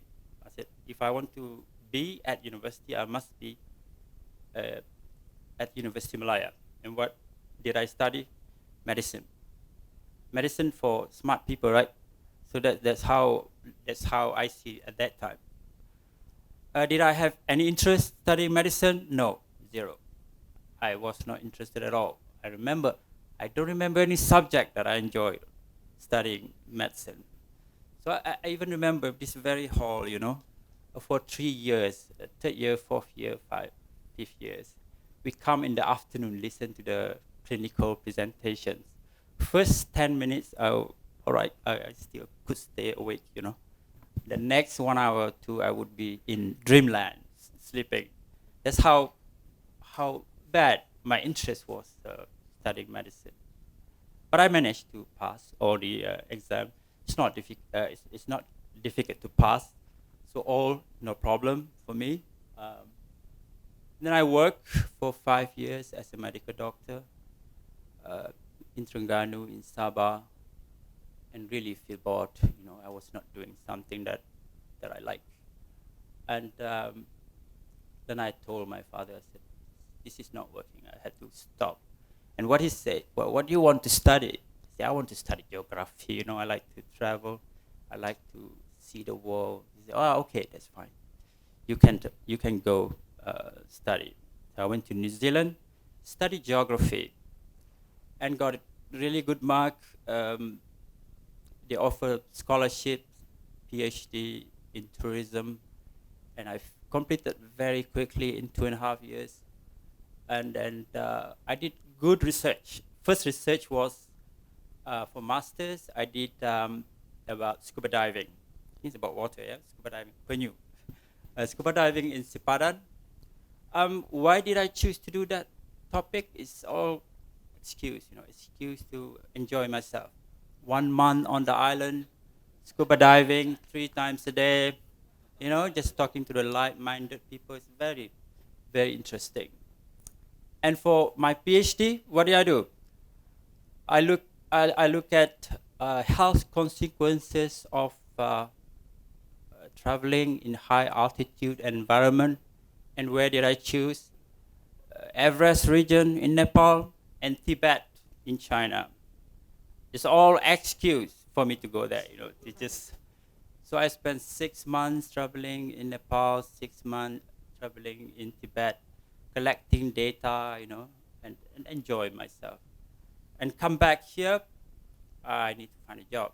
So luckily, Professor Sarah introduced me to the Vice Chancellor, and I managed to get the job at Faculty of Business and Accountancy. But because I do something that I'm really passionate about, is tourism, you know, it's about traveling. I research something that I like about mountain, about scuba diving, etc. So I climbed the ladder very fast. By 8 years, I already a full professor from senior lecturer. So it's very fast, according to my colleagues. And in fact, I was last year, 2017, I was awarded as distinguished researcher for social science in University of Malaya. So that is probably the highest pinnacle that I reached in University of Malaya. And how did I reduce stress studying medical degree? Second year, University of Malaya opened swimming pool, and that's where I spend most of my time. I remember when swimming every day in the afternoon after about 5 to 7 o'clock every day, almost not big. And I reduced my stress and I could study very well. And there's no problem study after that. I publish a lot, 65 journal article, about half in Tier 1 and Tier 2 ISI journal. Probably 25 book chapters and 13 books. And one of the books that I wrote is about mountaineering tourism. And this is published by Routledge. It's considered the top publisher for social science in the world. And the story between me and mountain started at home in front of my house from my mother's story. Then I went to Mount Kinabalu. Very young age, 18 years old, I climbed with a guide. Then my guide got sick, so I had to climb all the way to the top by myself. And when I graduated medical degree, I borrowed money from one of the professors from this faculty. I won't mention the name. And then I managed to go to Thailand, to Bangladesh, to Nepal, and to India for over a month before I started working. And when I decided to stop studying medicine, I had 6 months break before I go to New Zealand to study. I spent that time traveling in Nepal and Tibet. So this is my trip. I consider as the most adventurous pursuit I have ever undertaken. Cycling in Tibet from Lhasa to Kathmandu. It's about 1,000 kilometers on the plateau, and then crossed over the Himalaya and went down to the Kathmandu Valley. So this is the most, it took me 30 days to cycle on this mountain. And I visited this, for people who love mountain, Tibet is the Mecca. You have to go there. So I've been there back several times now, 5 times already. And beautiful mountains. Last 2 years ago, I went to Mount Kailash in the western side of Tibet. This is the place where people do Kora. They trek around the mountain. This mountain is sacred for Hindu, for Buddhist, as well as for Bon. So I did trek for 3 days, and this is the highest point of the Mount Kailash trek, 5,600 meters, Domala Pass. And I started introducing myself into alpine climbing in Switzerland in 1996. So I climbed several mountains in Valley Zermatt, and but I also climbed some mountains in Asian countries. I love mountains like this. Is my favorite mountains, Mayon volcano in the Philippines. I climbed Fuji. I climbed several mountains in Indonesia, climbed Kilimanjaro, and some others. But for people who like to climb mountain, they must know how to ski and they must know how to snowboard. So I did this as well in New Zealand, in several parts of the world. And I'm going to put a nicer picture now from 3 of my expeditions. The first one is this is in India, Ladakh climbing stock kangaroo, about 6,100 meters. It's my expedition. So this group is actually just providing service for me and one of my children in this group. And when I go climbing mountains, I normally like, as I walk, stop somewhere and do some meditation. But we could only do meditation below 5,000 meters, because after 5,000 meters, our body will be too busy nursing altitude sickness, headache and all this nauseous. So before 5,000 meters, we can do this. And this is a stock kangaroo base camp. It's about 5,100 meters. So climb very high, very difficult climb. I lost appetite during summit day. This is about 6,000 meters. easy. In the end, we can climb to the top with the help of these Sherpas. And my son asked me, "Oh, how do I like to be? How do I like? This is my Facebook post. How do I like to be remembered by others when I die? When you die?" That's my son asked me one night, and my answer: I want to be remembered as someone who had a lot of fun and live the life to the fullest. That's how I want to be remembered, to have a lot of fun. And the second mountain I climbed last year was Mera Peak. This is in the Himalayas, Nepal, 6,500 meters, and a beautiful track. I think this is really beautiful track because you pass through the valley, rhododendron forests, waterfalls, and extremely beautiful, lots of flowers. And the last 2 days you'll be climbing glaciers. You'll be climbing with crampons and ice axe and stuff. And oh yeah, let me see. You see, this is on the slope of Mera Peak. It's about 6,300 meters. And you see behind the mountain, the top one, the high one, that is the Everest from the Mera Peak. You can see Everest mountain. And that's the peak, about 6,500 meters. It's very small. And my team, always quite small to the peak. My guide as well as my friend.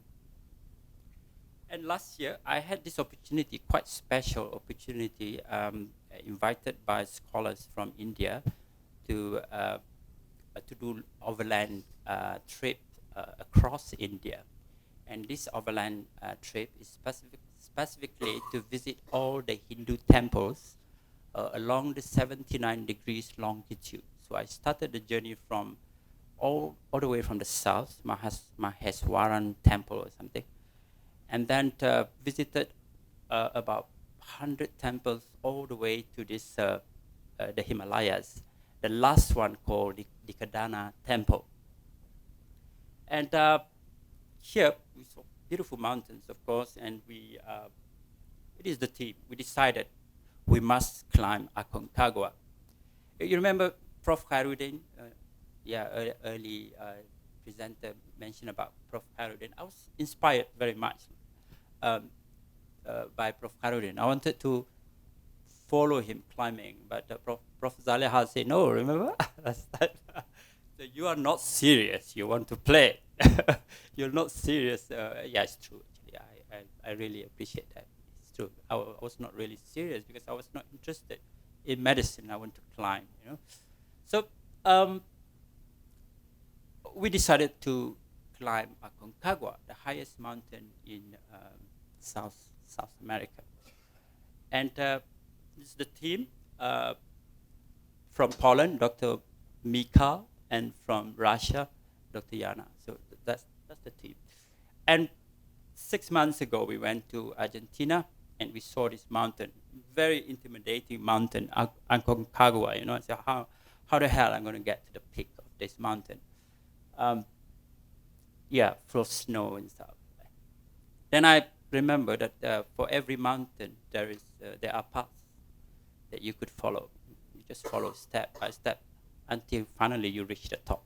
So we cannot think the mountain as a mountain. We have to think as each day as it comes, one step after another.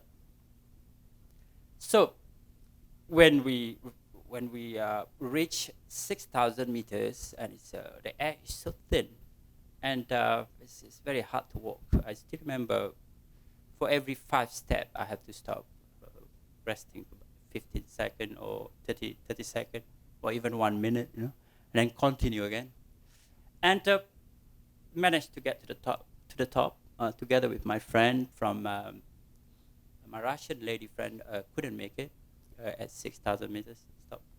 And but we managed to get to the top. And another book that quite important that I have written is scuba diving tourism, together with K. Dimok. So this is also the top publisher in the world, and very highly appraised publication. And I started scuba diving when I was working as medical officer in Sabah, both in the hospital. My brother was working as a lawyer in Tawau, and every week he would be taking me scuba diving. And we dive Sipadan every weekend. And Sipadan, of course, you know, is the best dive site in the world, Barakuda Point. Other things that I did in Bali, and I started also sailing now with my friends in Italy as well as in New Zealand. And this is one of my greatest events. I'm a swimmer. Initially, I didn't tell you that I was swimming every day in University Malaya and getting really good at it. And I become the captain University Malaya. And one year I won the best swimmer in University Malaya. And that's about it. And I represented Malaysia to Asian varsity game or something. And but my swimming, what I really like is a Kapas Marang swimathon. This is 6.5 kilometer Kapas Marang swimathon. Marang is my hometown. I entered this competition 4 times now. Since that I'm getting better each year nowadays. So the first time I entered in 1996 actually. I clocked 2 hours 4 minutes. I got to the podium at that time, and I returned 10 years later, so I'm much older. I clocked 2 hours 11 minutes. 2017, I returned again, and I broke my personal best. That time I clocked 2 hours 2 minutes, so that means I was swimming faster than when I was much younger. But last year was shocking. Is that I couldn't believe myself. I broke the 2 hours barrier. Not only 2 hours barrier, but very deep into the barrier, you know. I swam 1 hour 52 minutes. That's 6.5 kilometers. And with that, I become the fastest senior swimmers in Malaysia, above 47 years old. And this is about Kapas Marang. I swam in Bali, 10 kilometers in 3 hours. Another event I swam is crossing from Kopangan Island to Koh Samui Island. That is 12 kilometers in 2 hours, 59 minutes. And I go longer distance, 16 kilometers swimming around Perhentian Islands, and that was like 2 years ago. And this is very nice swim because it's a crystal clear water, and I saw whale sharks while swimming, you know, corals and all beautiful fishes. Wonderful, wonderful swim. Not only that, I got to the podium. I got number 4 with 5 hours 14 minutes, I think. So that's I'm number 4 among the swimmers swimming 16 kilometers. Then we want to go even further. We start thinking about swimming across Malacca Strait, and that requires some training. And we started training swimming around Redang Island. This Redang Island is about 25 kilometers coast. So we swim from one beach to the next, but within one day. So we I read this poetry. This is how I see myself doing adventurous activity, how I try to push a little bit the boundary of what I have done before. For me, when I push a little bit to the stage that I have not reached before, I gain incredible inner transformation, feeling confident with myself. So pause and re-examine me. Do I have enough competency? Do I have enough strength and skill? Is this challenging enough? See, I like challenge. I always like challenge.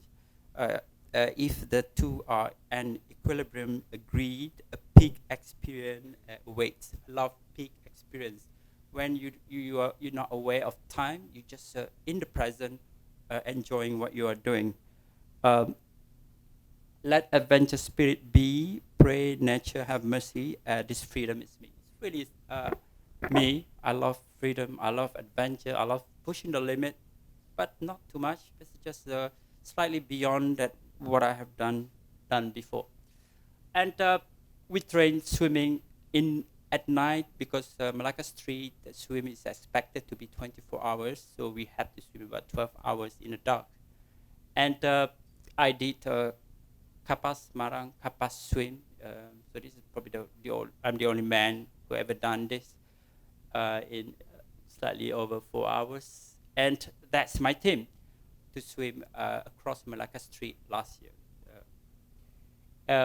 So we started swimming about 1 hour before sunset, and then 1 hour later I saw this sunset. And this is unbelievable. It's the most beautiful sunset, and I was in the middle of the south at Malacca Street, the middle of Malacca Street. Luckily, my breathing was on the right side, so I could enjoy this. I really see what is here, and really enjoyable. And in another aspect is when it's dark, it's pitch darkness inside. When I swim among the bioluminescence, among billions of stars. As you pull, and the planktons just move along with you. And it's a wonderful experience. It's difficult to explain unless you are there, but you must be in the middle of the sea. And yeah, the spirit that I always like to have is just to be in the moment and just enjoy and feel the body as well as feel the surrounding water, and that's incredible. And we did swim for about 13 hours that night, all night, before sunset until about dawn. We covered about 31 kilometers swim, but about 10 kilometers before we reached Port Dickson, there was a storm, so we had to stop. The organizer pulled us out from the sea. And another adventure that I like to have is nothing to do with sea, nothing to do with mountains, but it's about culture.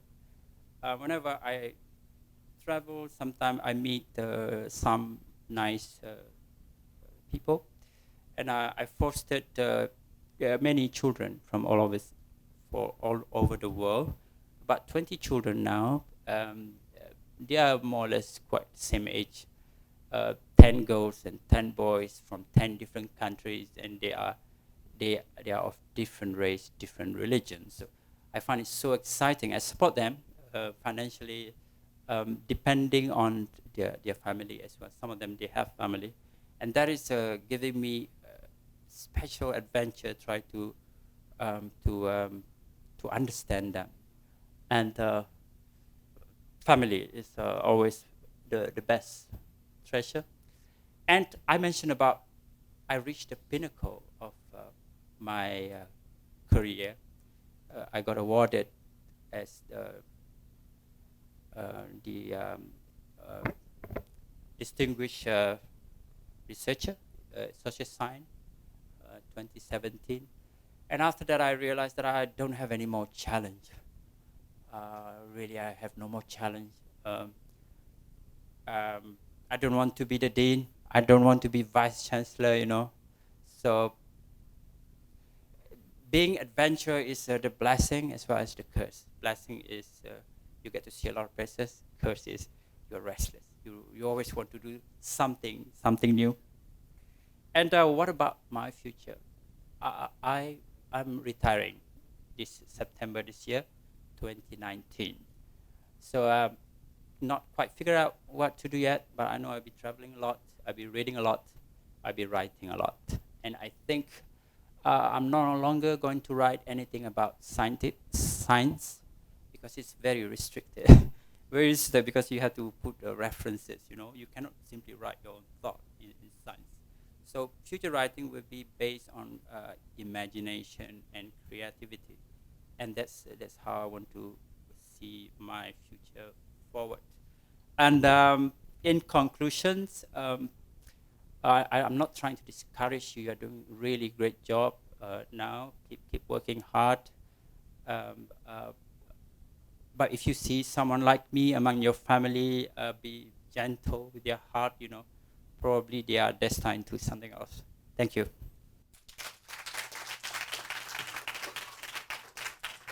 Thank you, Prof, for that amazing speech. Let's get Prof Azlina to present a token of appreciation to Prof Ghazali.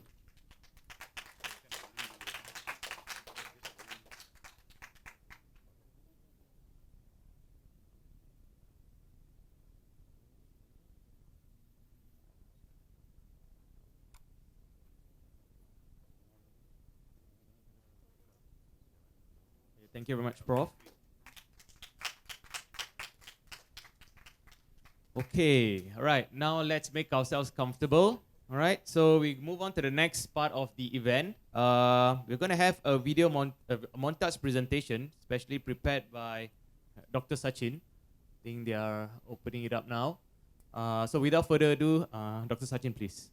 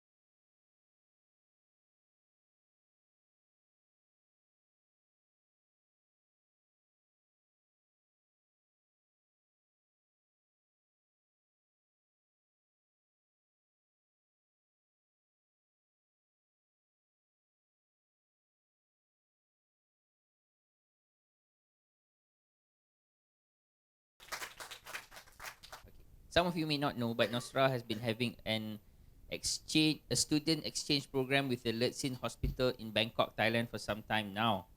I would like to invite Dr. Fu Yihui and Dr. Sashi to share with us their experience in our student exchange program in Lertsin Hospital, Bangkok.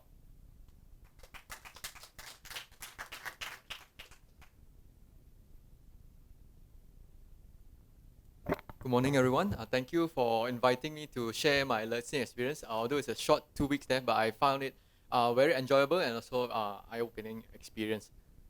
So luckily for us, Lersin is located right in the center of Bangkok. So it's very convenient. You have LRT stations everywhere, and the place we stay is very near to the hospital, which is here. It's around 500 meters.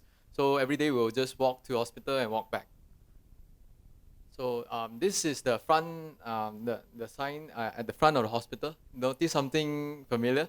It shows Center of Excellence in Orthopedics.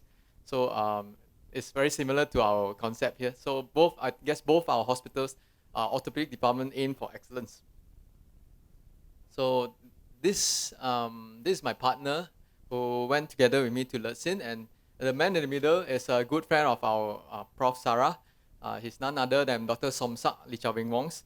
I think he has made Lertsin Hospital world renowned, and because of his pioneering work in brachial plexus injury. So what he has done is known to us as the Somsak procedure now. So it's truly an honor for me to be able to visit his hospital and learn from them. This is the picture I took with Dr. Somsak back in 2017 when he came to give a lecture in MOA. Okay, this is a typical morning Passover scenario. So the residents, the final year residents will sit here, the third year residents will sit here, and they will present on the cases admitted before that, and also the residents will also prepare a teaching topic and just present and teach all the other residents. So although they spoke in Thai, which I couldn't understand a single word at all, but the slides are all in English, so at least I can learn something from them. So during my stint there, I joined the hand unit for 1 week and also the sports unit for 1 week. So I learned many things that I think I could bring to my clinical practice next time. So I just want to share one example. This is a case of a high tibial osteotomy in a patient with early OA. So this was done by a Prof. Vichan. So this is the insertion of guide wire to guide the osteotomy. And take note of the time here. Actually, you see 10:08. So within around 20 minutes, all the osteotomy was done. Then the plate was in it. So all the difficult part was done within 15 minutes. So the whole procedure took around 45 minutes only. So this is the end product. So I learned a lot from him on tips and tricks how to do this effectively. So yeah, so it's very impressive. And also I saw other surgeries like shoulder Bankart repair and also ACL repairs. So this I think I will skip. So I think that is enough for the business part, academic part. So what made the experience more wonderful is because I made a lot of friends there. This is a picture of us, me playing football with all the other Lertsin residents and fellows. So we built a strong friendship through playing football together. And I would like to think that we represented Malaysia quite well, because their Lertsin residents are actually champions in the National Auto Futsal competition in Thailand for the past consecutive 3 years. So they are actually quite strong team. So and this is another highlight of my trip there, because this is the newest and most luxurious mall in Bangkok now. Inside is it saddens me to say that, but it's way better than the ones we have in Malaysia now. So this is the official Apple store. This is only the second one in Southeast Asia after Singapore. And they have magical fountain-like show every night there. So it's become more of a tourist attraction already. And the cinema there is very grand, although a bit more expensive, but it's good to experience watching movies elsewhere. So this is the inside of the cinema. Okay, so what another thing that makes Bangkok wonderful is the food there. So, but we don't know where to eat. So, the easiest way is just to Google and see what people thinks is good. And this is one of the blogs that I followed, and it's quite the list of food there are quite good. So another one we can rely on is the Michelin Guide. Although we cannot afford to eat at 1-star or 2-star restaurants, but I think the Bib Gourmand, the ones that are recommended without stars are also good, very good. So this is my favorite cafe in Bangkok. It is everywhere. This is called the name of this cafe is called After You. So it's more of a dessert cafe. So they have all sorts of desserts. Their signature will be the Shibuya honey toast and the kakigori. This is a queen bee fudge cake, and this is a chocolate lava cake. So as you can see, it's very, very, very sweet. If you have a sweet tooth, I think you will enjoy it. I had to control myself from going to this shop too many times. Okay, and be warned, this is not for diabetic patients. You go in there, I think you come out with a decay coma.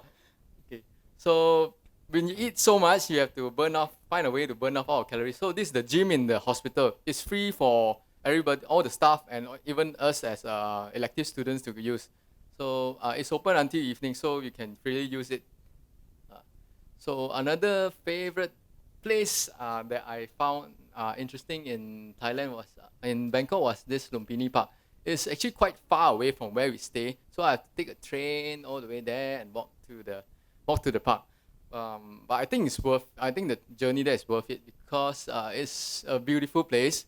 This is the view from the LRT looking down, and this is the view from inside. There is a big lake in the middle of the park, and the running trails are mostly covered. So and at night it's well lit, so you can even run there at night. So this is one of my favorite spots to go to during then, and also because you don't have to be on call, you actually don't have any real responsibility there. So I had a lot of time to run there. So one loop is 2.5 km. So if you run like 4 rounds, you cover 10K. So I think that helps me not to put on so much weight while I was in Bangkok. But although I still put on 2 kilos when I came back, I think that must be all the eating there because of the good food there. So in conclusion, I think this is a very the Lusin Hospital experience is an eye-opening experience. I learned a lot of things there, and I would like to thank Prof. Sarah and Noceral and all the sponsors who made this possible for us. Thank you very much. Okay, good morning, everyone.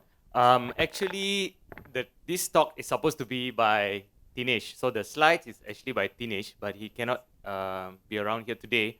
So I don't know what he's talking about, this sweet experience. You have to ask him what is sweet. I have no idea.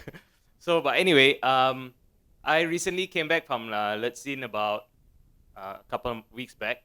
So I went with Jeremy and Edwin. So basically, most of the things has already been mentioned by Fu about this exchange program.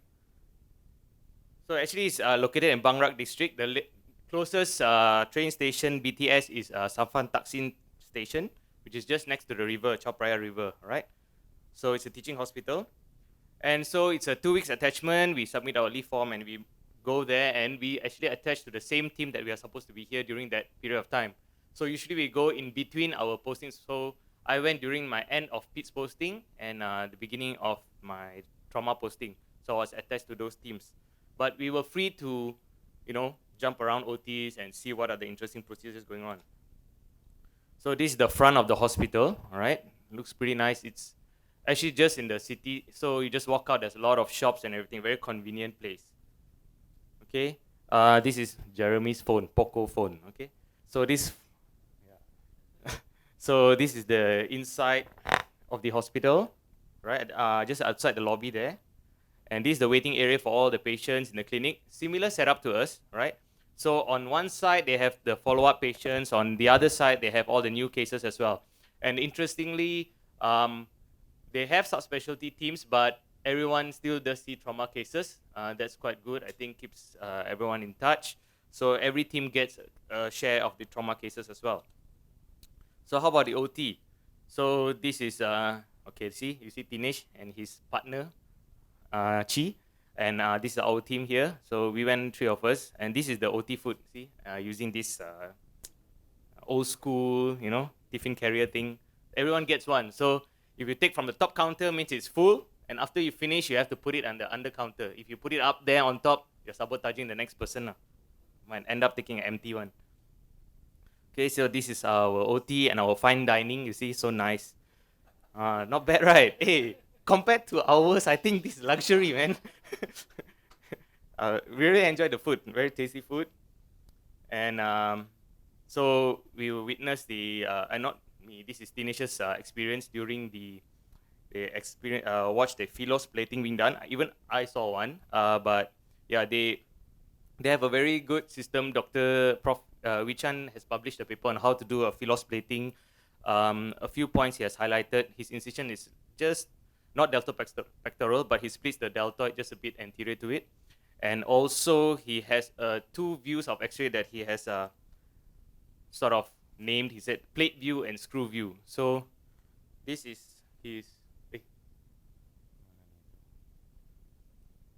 So this is his plate view, okay, and this is his screw view. So once you see the plate directly sitting on the light bulb area, then you are in good position.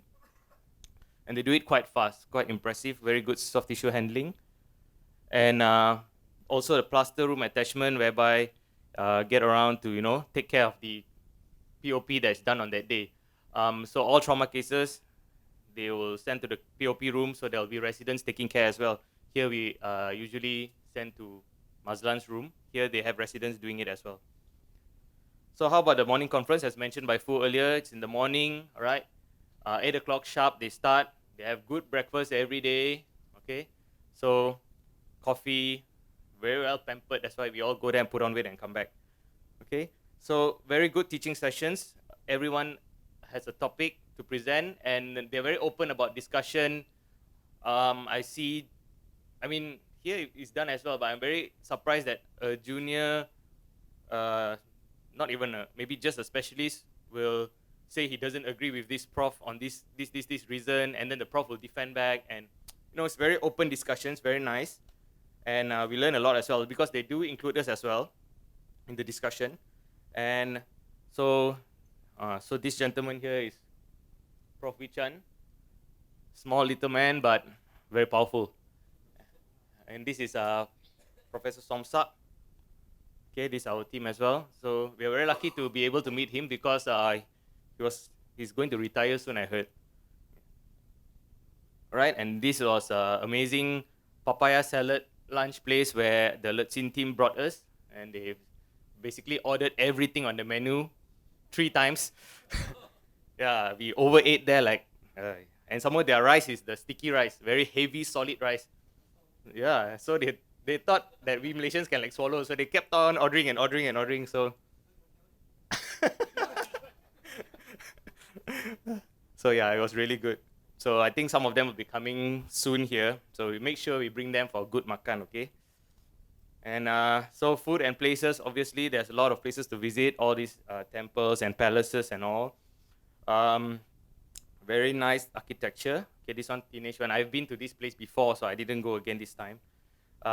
So quite a few high-rise buildings there. You can have good, if let's say you want to go and have a drink in a lounge or something, they have very good sky bars, and even for halal food options, there are quite a lot in around Nana's train station. There's a lot of Arabic food area. I know you'll go Nana for something else, but there are a lot of Arabic food areas there as well. Lutfi went for Arabic food.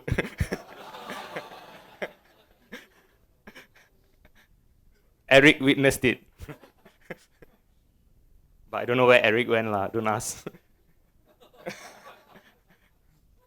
Okay, so a lot of seafood. Actually, there's this place that I went, but I didn't include a picture. There's this, they call it Train Night Market. It's a very good place. You get everything there. You can Google Train Night Market. They have a range of seafood stalls. Basically, it's a grand pasar malam lah. Anything you want. You even can get a haircut there. So it's amazing. So a lot of food, like Fu said, Michelin rated food, Michelin recommended food. So yeah, but if you go to those Michelin places, be prepared to line up for an hour or two sometimes to get to your food,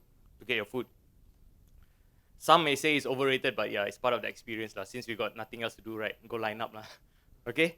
So yeah, it's very nice food. So this is one of the semi-dodgy pictures, Dinesh and Chi, with some some horn there. So after that, whatever happened is not on record, okay? So yeah, so thank you for letting us learn and experience how people practice medicine in another place. We actually learn a lot academically and also outside. We enjoyed our time. And yeah, we hope this program continues, and we hope that the Letzin team that comes here as well, we will give them very good support and you know, bring them around also lah, as they have brought us around. Thank you. Thank you guys for that wonderful presentation. For our next speaker, she is also known as the Iron Fist of the Auto department. A WhatsApp message from her will raise your anxiety level, give you palpitations, and make you have cold sweats. However, after office hours, she is an enthusiastic trekker and enjoys nature and adventures.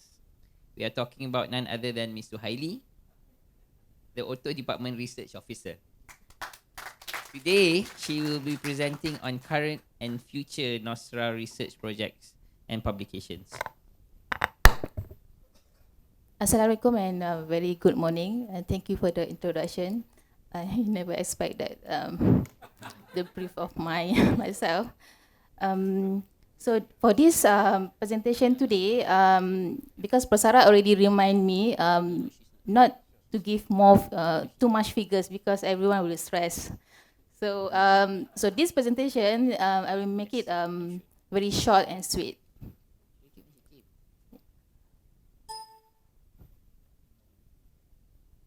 Alright, so these are the outline of my presentation today. I will just focus on the published papers in 2018. So the publication mainly from ISI, Web of Science Index papers, also non-ISI index papers, citation report, and also achievements from units and academic staff. So for the published papers that we have in 2018, actually mainly from the database Web of Science, because that's the source from University Malaya and Faculty of Medicine come from. So the keywords we are looking is University of Malaya, orthopedic surgery, and also orthoped surgery. These two keywords actually a difference, and I need to look twice, like orthopedic search and also because this one US and British. Some researchers prefer to use British words, and some prefer to use US. So I need to find twice. And also the data from published papers also from each unit. And I actually recheck from UM-Expert, from our academic staff, UM-Expert. So these are the published papers data in 2018. We have 30 ISI papers and also 6 non-ISI papers. The main contribution from TEG, about 7.5, and also others unit like bone bank 2.5, DGR 4.5, LRS, foot and ankle, and PITS Ortho 2, oncology 4.5, spine 6, sport 2, no from trauma, and hand 1 that contribute total is 30. Why we got 0 like 4.5? Because they actually share papers, so that's why we give a point 0.5. For example, there's a one paper TEG and DGR contribute, so each of the unit got 0.5. So for the ISI, non-ISI, and Scopus, we have from LRS 1, onco spine trauma, and TEG, and also hand. Each of them also got 1. Okay. So from the 36 papers that we publish, 34 papers published by academic staff. Okay, 28 ISI and 6 non-ISI. 2 ISI papers published only by adjunct professor and visiting professor, which actually data captured because they use our address. These 3 papers has a wrong affiliation address. For example, they put our affiliation Department of Orthopedics and UC of Malaya. So the data actually cannot capture by Faculty of Medicine. So your data is like pulling somewhere in UC of Malaya, not Faculty of Medicine. But I managed to find using Expert and also data from academic staff. So compared to last year, we have 62 papers, 54 ISI and 8 non-SI. But last year, we only have 36 papers, 30 ISI and 6 non-SI. I think you know why, because we are lack of grants and things like that. Okay, so from the 36 papers that we have, 23%, from the 30 ISI papers, 23% published in Q1 journals, which is high-ranking journals. 40% published papers from in Q1 and Q2 journals, and 47% published papers in Q4 journals. That actually total up about 14 in Q4 journals. Yeah. So journal with the highest published paper in 2018. So actually, Journal of Orthopedic Surgery is the most popular journals with 7 papers, and followed by Indian Journal of Orthopedics 4, Cell and Tissue Banking 2, and Spine Journal 2. I think the factors because the 3, Cell and Tissue Banking, Indian Journal of Orthopedics, and Journal of Orthopedic Surgery, and maybe Spine Journal, they don't have publication processing fees or fees we don't need to pay when we want to publish in the journal. So these are the list of journal that we publish in ISI and non-ISI. So for the last year, these are the top 5 of academic staff with published papers. The first one, the highest paper actually by Prof. Tunku Kamarul with 8, and followed by Prof. Kwan, and also Prof. Chris, 6, Prof. Chu, and also Prof. Vivek, 4. So for the citation, actually this citation is from the beginning of their, I think their career, because I got the source of my data is from the Web of Science. The publication is from 1970 until 2019, but the time site is for this data is 2018. So Prof. Tunku Kamarul again has the highest time cited paper in 2018 with 360, followed by Prof. Azhar, and also Prof. Kwan, and Prof. Chris, and Prof. Azlina. Okay, so I would like to invite Prof. Azlina to give away the achievement awards to the highest published paper by unit by Tissue Engineering Group, and also Prof. Tunku Kamarul for most published paper by academic staff and highest cited paper in 2018. Prof. Kamarul is not here. Can we get a representative from TEG?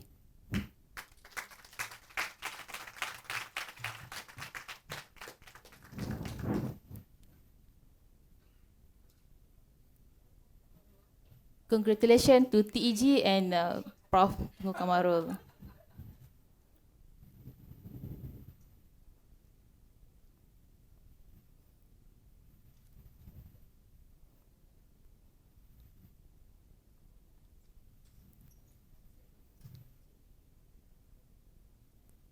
The recipient will receive certificates and also medal.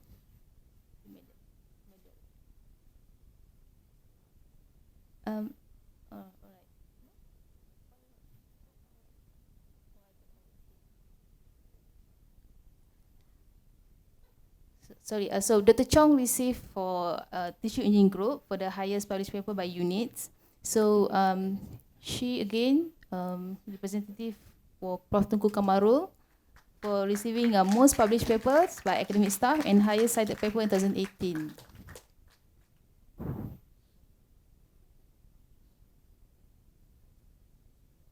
Congratulations again.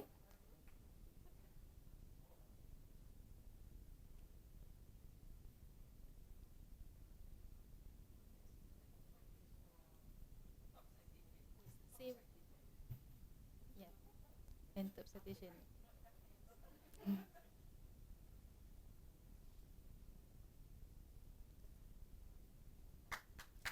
Thank you, Dr. Chong, and thank you, Prof. Azlina. So that's all of my presentation, very short and sweet. Before I end my presentation, I would like to thank you to Prof. Kwan for he's our research coordinator to help us to get all this data from each unit. Thank you.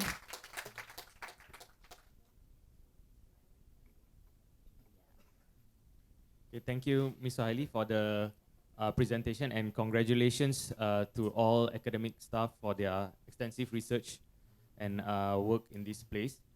So, right, where are we now? Okay. Okay, now, so basically last month, all our seniors, the clinical batch 2019 has finally passed their exam after undergoing the 4 years of grueling training and, you know, just passing the master's program. So let's give them a round of applause to congratulate them. Okay, so now we invite Dr. Harmony as a representative of their batch to deliver a presentation. Hello and good morning, everybody. My name is Harmony. I'm here to represent my batch in representing them to give a speech. First and foremost, probably not the most suitable person. I'm not good at public speaking. It's not my forte. And I have the curse of poor memory, so I can't really pick out any memorable or significant moment in my past 2 years in campus. So instead, I'll be speaking of on something else which I found quite inspirational. It's what it's called the Pygmalion and Galatea effects, which are basically something completely unrelated to orthopedics. Poor memory, I've actually forgotten most of what I've learned for my exam. So the Pygmalion and Galatea effects are psychological phenomena which can be applied in daily practice with people. Okay, so just a bit of a disclaimer. The slides contain mild nudity. Basically, they are derived from paintings. So the terminology Pygmalion and Galatea are actually derived from an ancient ancient Greek mythologies, centered around a gentleman here, Pygmalion, right, who was a famous and extremely talented sculptor. And the problem with him was that he was a misogynist. He hated women and had regarded them as flawed creatures, which were not worthy of his time, and therefore he had rather spent his time and effort on his work instead. However, it was rather ironic that his creation, his masterpiece and the best creation, was actually a sculpture in the form of a beautiful woman, which he had named Galatea. So Pygmalion had poured his heart, his soul, and his affection into creating Galatea and perfecting her, that by the end of when he was done, Galatea, the sculpture, was actually more beautiful than any other living woman at that time. So the other irony was that Pygmalion fell madly and deeply in love with Galatea, which was actually a sculpture. So much so that he actually caresses her on a daily basis, give her kisses, speak to her, hug her, and adorn her with gifts, flowers, and jewelries. But Pygmalion's passion and affection towards Galatia did not go to waste. It caught the attention of the goddess of love, Aphrodite, which had subsequently brought Galatia to life. Right, so this surprised Pygmalion, but this is the end of the story where Pygmalion and Galatia got married and was blessed with a child and lived happily ever after. So that was the end of the mythology story, the folklore, and back to Psychology 101.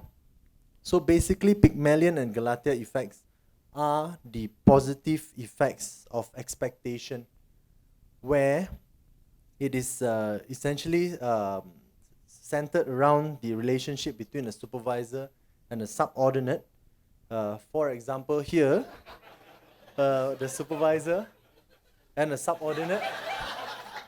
Okay, so essentially, it is invariably and inevitably so that each supervisor would have expectations upon their subordinate, and they would consciously or subconsciously communicate these expectations to their subordinate. And upon perception of this expectation, the subordinate, this will influence the work performance of the subordinate or the person, where it will be consistent with the expectation that was had by the supervisor.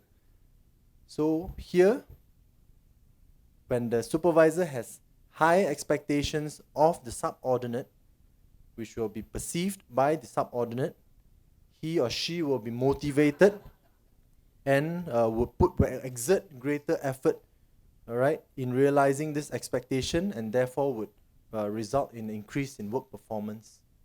So this is called the Pygmalion effect, where the supervisor is actually Pygmalion. On the other hand, the subordinate or the person, all right, will essentially have expectations on themselves of their own, and this will influence their work performances. Where, when a person, like this person here, all right, have high self-expectation, high expectations of themselves, will essentially have a high work performance. So this is termed the phenomenon of the Galatia effect, also known as a self-fulfilling prophecy. These are not created by myself. These are very extensively researched phenomenon in psychology. And how I know all this is being a UM student, whatever I say must be based on fact, right? So I've actually done a moderately extensive research on this on Google Scholar as well. So the Pygmalion and Galatia effects are, as I said, essentially the positive effects of expectations around the people that we work with. So why is it that I'm sharing this? The reasons are few. So the first would be that I believe that myself and my colleagues have been the beneficiaries of the Pygmalion effects, where we have been the recipients of the heart, soul, and affection of our teachers, past and present, some of them who are sitting here. So I think none of us would be here if not for the passion, for the belief, and for the faith of our teachers. And I hope for the sake of the future generation that the fire will not be extinguished, the passion and enthusiasm will not die.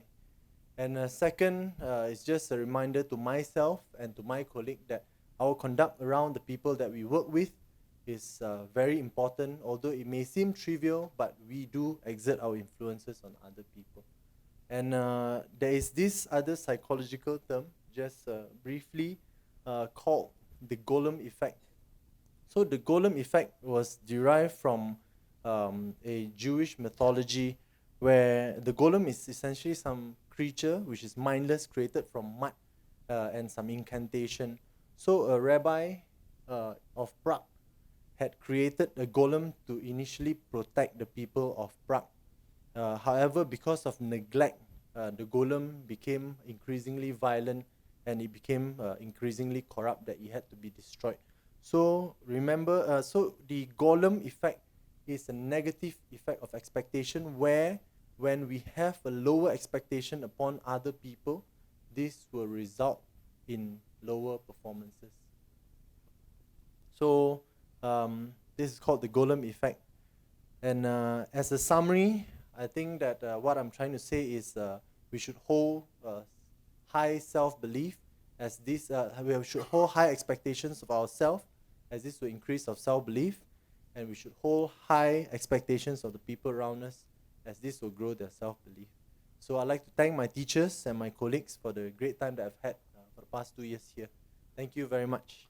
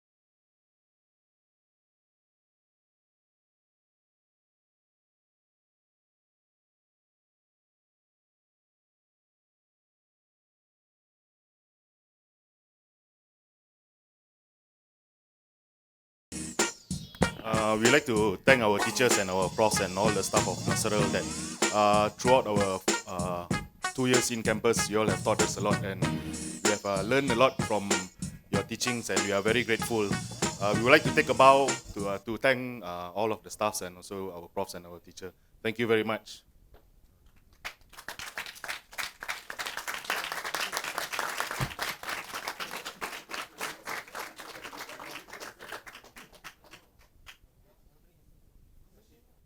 So now I would like to invite Prof. Azina to deliver the certificates to our graduating students.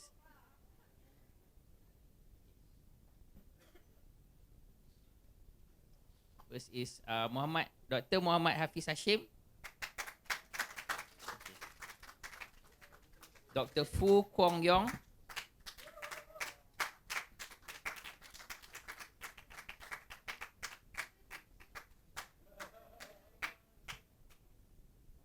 Dr. Ma Kok Kiong.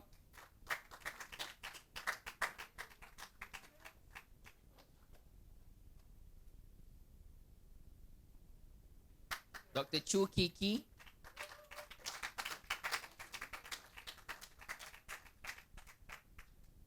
Dr. Seo Sun Tek.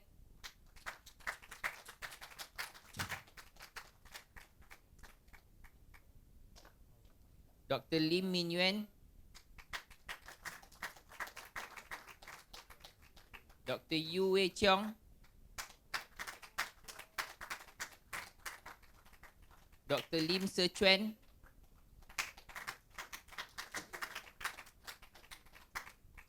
Dr. Chen Bun Chen.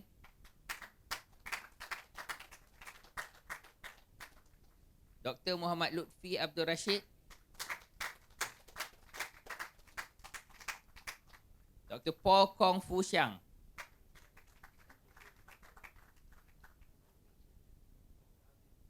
Tidak hadir.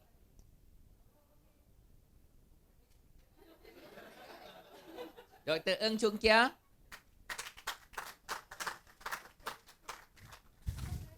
Dr. Dinesh Noel Gomez. Dr. Chui Yu Jo.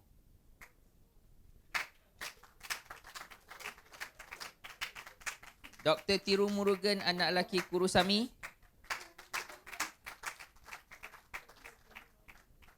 Dr. Ling Tian Long.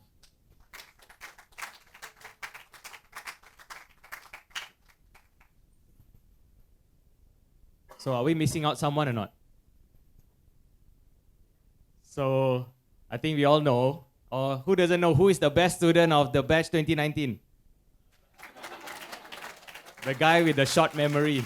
Congratulations, Dr. Harmony Tan.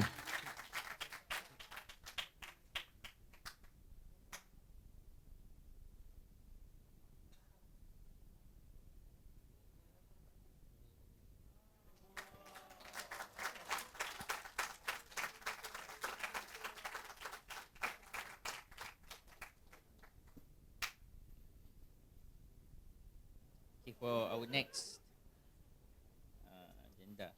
Noceral is very proud of our PhD student. This year we have produced one graduate, Dr. Krishnamurti anak lelaki Ganesan. He now holds a dual PhD from University Malaya and University of Liverpool, UK. Please welcome Dr. Krishna. So good afternoon, everyone. I would like to thank Prof. Sarah who given me an opportunity to share my dual PhD journey from UM to Liverpool. All right. Let's start with the when I was first undertaken as enrolled as the student for the dual PhD opportunity given by Prof. Kamaro. I thought the path gonna be a bit smooth, but not as smooth as I thought of. And in the reality, the path went really full of obstacles. As you can see, I would like to go a bit beyond my PhD journey at first. And I started off my undergrad from University Malaya in 2004 till 2018. Then I was recruited as a RA, about 1 year experience in orthopedics. to be frank, the first person I met in TEG group of orthopedics, not Prof. Kamarul, but the person is here, Dr. Pan, at the glass door of Medical Biotechnology Lab. I always had these passions to do something related to patients and my contribution of research. That's where, from science fac, I came to a faculty of medicine to find the opportunity to do a research associated with a patient's healthcare. So that's how I've been recruited as a RA. For few years of my master studies, I never seen Prof. Kamarul physically. Always we had a discussion through Skype because that time he was doing his PhD under Prof. Simon in Liverpool. So then I managed to complete my master in medical science under Department of Orthopedics.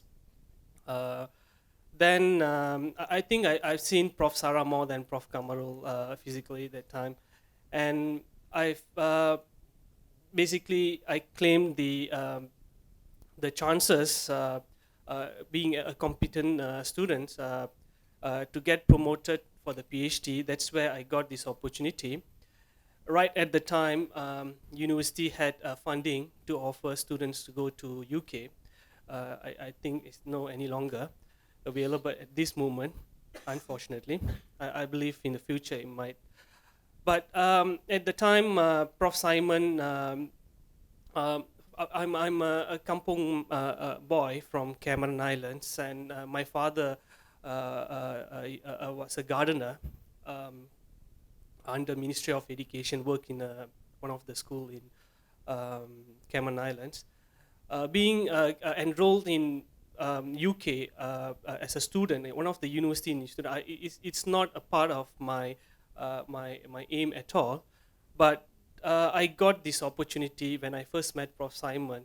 He interviewed me, and I didn't talk much about research at all with Prof. Simon, but instead I said I'm passionate to, my hobby was tennis, and he was like, wow, that's good. It's a nice game. And the next day, Prof. Kamarul approached me and saying that Prof. Simon, quite happy with your aim to or your passions to do a PhD. That's where we start discuss about dual PhD, and that at that moment of time they still preparing the memorandum of understanding between University of Malaya and University of Liverpool. Managed to get the funding, so I got enrolled. I had my IELTS exams, and it was pretty new, tough for me to get the paperwork done. Finally, I managed to enroll as the dual PhD student in University of Liverpool as well as University of Malaya. So then, sorry. I thought the success is as easy as you can see the mountain on the surface, but actually the iceberg is the success that need to lead for. There are many other obstacles that I encountered when I first met Dr. Margaret. She's the one that, although Prof. Simon is my main supervisor, but most of the time I spend my journey with Dr. Margaret as a researcher. I enrolled, and okay, the reason why I put up this picture here, because when I started off my PhD, I was quite you know, bulky, and the moment I enrolled, you can see I came down to Liverpool from Liverpool to KL to attend my first baby. Sorry, this is my second baby delivery, and that time you can see I was quite lean. People keep asking me what happened to you. I would rather say I don't know whether I was in stress or homesick, or I was in a controlled diet. I will show the picture why I said controlled diet. But after PhD, you can see I gained weight back, although I'm physically active, involving in running or swimming. So talking about Liverpool, it is a beautiful city at the riverside. Although I'm not a Liverpool fan, actually I'm a Man U fan. The first time when I brought my MU jersey, Prof. Simon said, "Don't be there to wear that on the street." Then you will expect a lot of comments from the, people there. So then, as I kept my MU jersey in my luggage, I never dared to wear that back. So you can see that there is one picture there. Dr. Siklu came to visit. Did 3 months, I think 1 month attachment under Dr. Margaret, and that's where I got the chance to go around, because I'm not a person to go around explore a new place, but I got a companion to go around, take picture around, and instead of taking a lot of pictures of monuments, I took the picture of Dr. Siklu.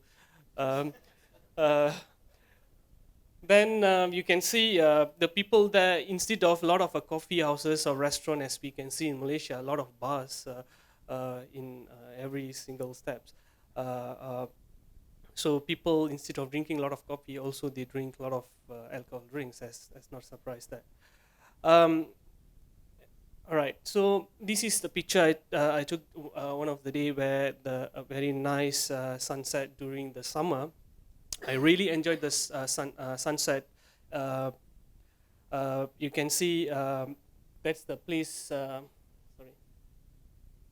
So that's my office in a Royal Hospital, where in the 4th floor, alongside with the laboratory, and I can see a nice view of the Anfield. But I had never been till now. I never been to Anfield once. I don't want to as well. But the other thing is, I could see a nice riverside from the top, from my office when the ship come in or go out from the dock. Other than that, I always travel using this staff bus to Broad Green. Is about 10 kilometers away. I think more than that, away from Royal, to collect my tissue from the orthopedic OT. Okay, I forgotten about my room. Yes, the room that I stayed was called Royal Chamber, but it doesn't look like a royal chamber at all. But I managed to survive for 2 years. I'm very pleased to get such a nice room, although it's not as big as which we rented out in Malaysia. So then I was very busy. I occupied my time because my family was not with me. I seriously, when the moment I met Dr. Margaret, discuss about the project, then I thought, okay, so this is really, really serious. And I really spend most of the time in the lab, day and night. You can see the Western people have a culture going back, 9 to 5, that's their routine working hours. But you can see I work in the middle of night just to complete my milestone, because mine is a dual PhD. I need to get back to Malaysia to continue my research. I cannot abandon my objective without completing, especially with Dr. Margaret. So different working environment, working experience, different culture, different food. God grace, I managed to gone through those obstacles. Then you can see I'm really grateful to work with such a passionate person in the research, and I can see hardly a person in 50s or a lead supervisor work together with a subordinate in the lab. And she came down to lab to show me every single steps how to do the important experiment in my PhD project. And then the reason why I put up this picture, because first I started eating bread and muffins full of Nutella. Then I started endeavor explore into cooking, and made my first meal with full of ketchup and really salty. and but finally I ended up eating only the egg. Then there was a transition from a kitchen food with a lovely, colorful vegetable food, and that's where I decided to become a vegetarian. So because everything under my control, not my wife, neither my mom. So I cook everything myself, vegetable food, and finally I managed to make a nice, healthy food, full of vegetables, olive oil. In fact, I spare the food in a Tupperware in a carrier. Monday, Tuesday, Wednesday, and there are another 2 more for Thursday and Friday, because I only had time to make my own meal, a lavish meal during weekends. Not because the expectation and also my milestone, as I said. And apart from that, my only activity, because my family not around, my kids were not around, so apart from my research activity, I was involved in running. And at first I started, as Prof. Chris said, like 3 kilometer, gradually increased 10, 15, 20, 21, 25, 28, 32. That's the maximum I went. Prof. Chris probably can see, that's one of the distance that I completed in 5 minutes per kilometer. I'm not sure where I'm standing here, but I managed to complete a marathon in half marathon in Liverpool run. This is the pavements or the riverside where I did my running. Every Saturday morning is my usual running, even winter, summer. Yes, but unfortunately, I don't know that winter we need to have different gears. And I went out with the shorts, and I end up, frozen fingers and legs. And in fact, I couldn't manage to open my room doors with a key. I waited for about 15 minutes until recover. So then Prof. Simon probably may thought that I'm in homesick to occupy some of my weekends. He invited me to attend one of his daughter's birthday, and he has a nice mansion, more than 100 years, I think 1 century old, and also a blueberry tree which is simply aged about 200 years, I think. And their daughters are really lovely, especially Dr. Margaret's mother, like Ma Angku, Prof. Kamarul's mother, really entertained me. And in fact, Prof. Simon, that's the first time I saw a supervisor make a cocktail for a student. And he asked me, Krishna, what do you like to have? We have a vegetarian food, vegetarian food. And then he prepared drinks and all that. And that's the first time I've been introduced with a new game called Croquet. And it's a lavish game for higher class people in UK, I think, but I'm not sure. So when Prof. Simon sent me an email saying you've been invited to come over and you can play croquet, I said, what the croquet is? Then I Google, and okay. So I enjoy playing at the backyard of Prof. Simon's garden, and they have a lovely garden, and their hobby to just planting plants and everything. So then that's another exciting moment when I first saw from my kitchen window the pavement covered with the snow. That's the first time during my PhD journey I saw the snow, because I hardly can have a snow in Liverpool. Then a small step for me, but probably a giant leap for my career. I thought snow. I play around. That morning I was late for my work because I play around with the snow, and I was like, kata bawa tempurung, go everywhere and taking picture. People might think, say, what this guy doing? And yes, I enjoyed the Christmas winter over there, looking at the Christmas trees. Kindly different than the one that we do in Malaysia.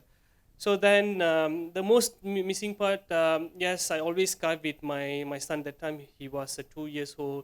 Skype, thanks for the Skype. Always the only technology helped me to keep communicating with my family, and also my wife, she the time she was busy with her clinical work and she couldn't follow me even once when I was in Liverpool.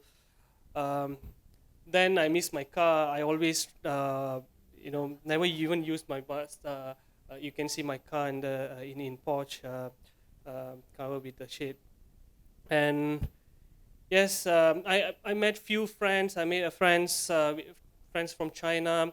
I took chance to go to London Imperial College to visit one of our TG attachment student, RA, and yes. Then here you can see one of the final year medical student did attachment under Prof. Simon, took me around, say, Krishna, what always doing in the office? Come, I go show you something. Then he took me to this extra calorie burning, extra calorie adding food. I was surprised seeing this. It's cost me about 60 ringgit. And also some attachment MOs under Prof. Simon, and the most importantly, a technician, Hai from China, who got a PR under Prof in UK. And while away from Liverpool, he helped me to collect the samples. I'm really grateful to her. And also Amanda, the clinical nurse who always consent the patient, helped me to recruit the patient for my study. And also I used to go with my friends during weekends to have some meal around. Yes, as a PhD student, of course, the stipend is limited. I was in a financial constraint as usual, big married man. So I took a chance to take a night in a transit in Dubai. I just take the booking flight with one day extra in Dubai. Then I walked around alone and visited Burj Khalifa, Al Jumeirah. I was so surprising, excited seeing all these places.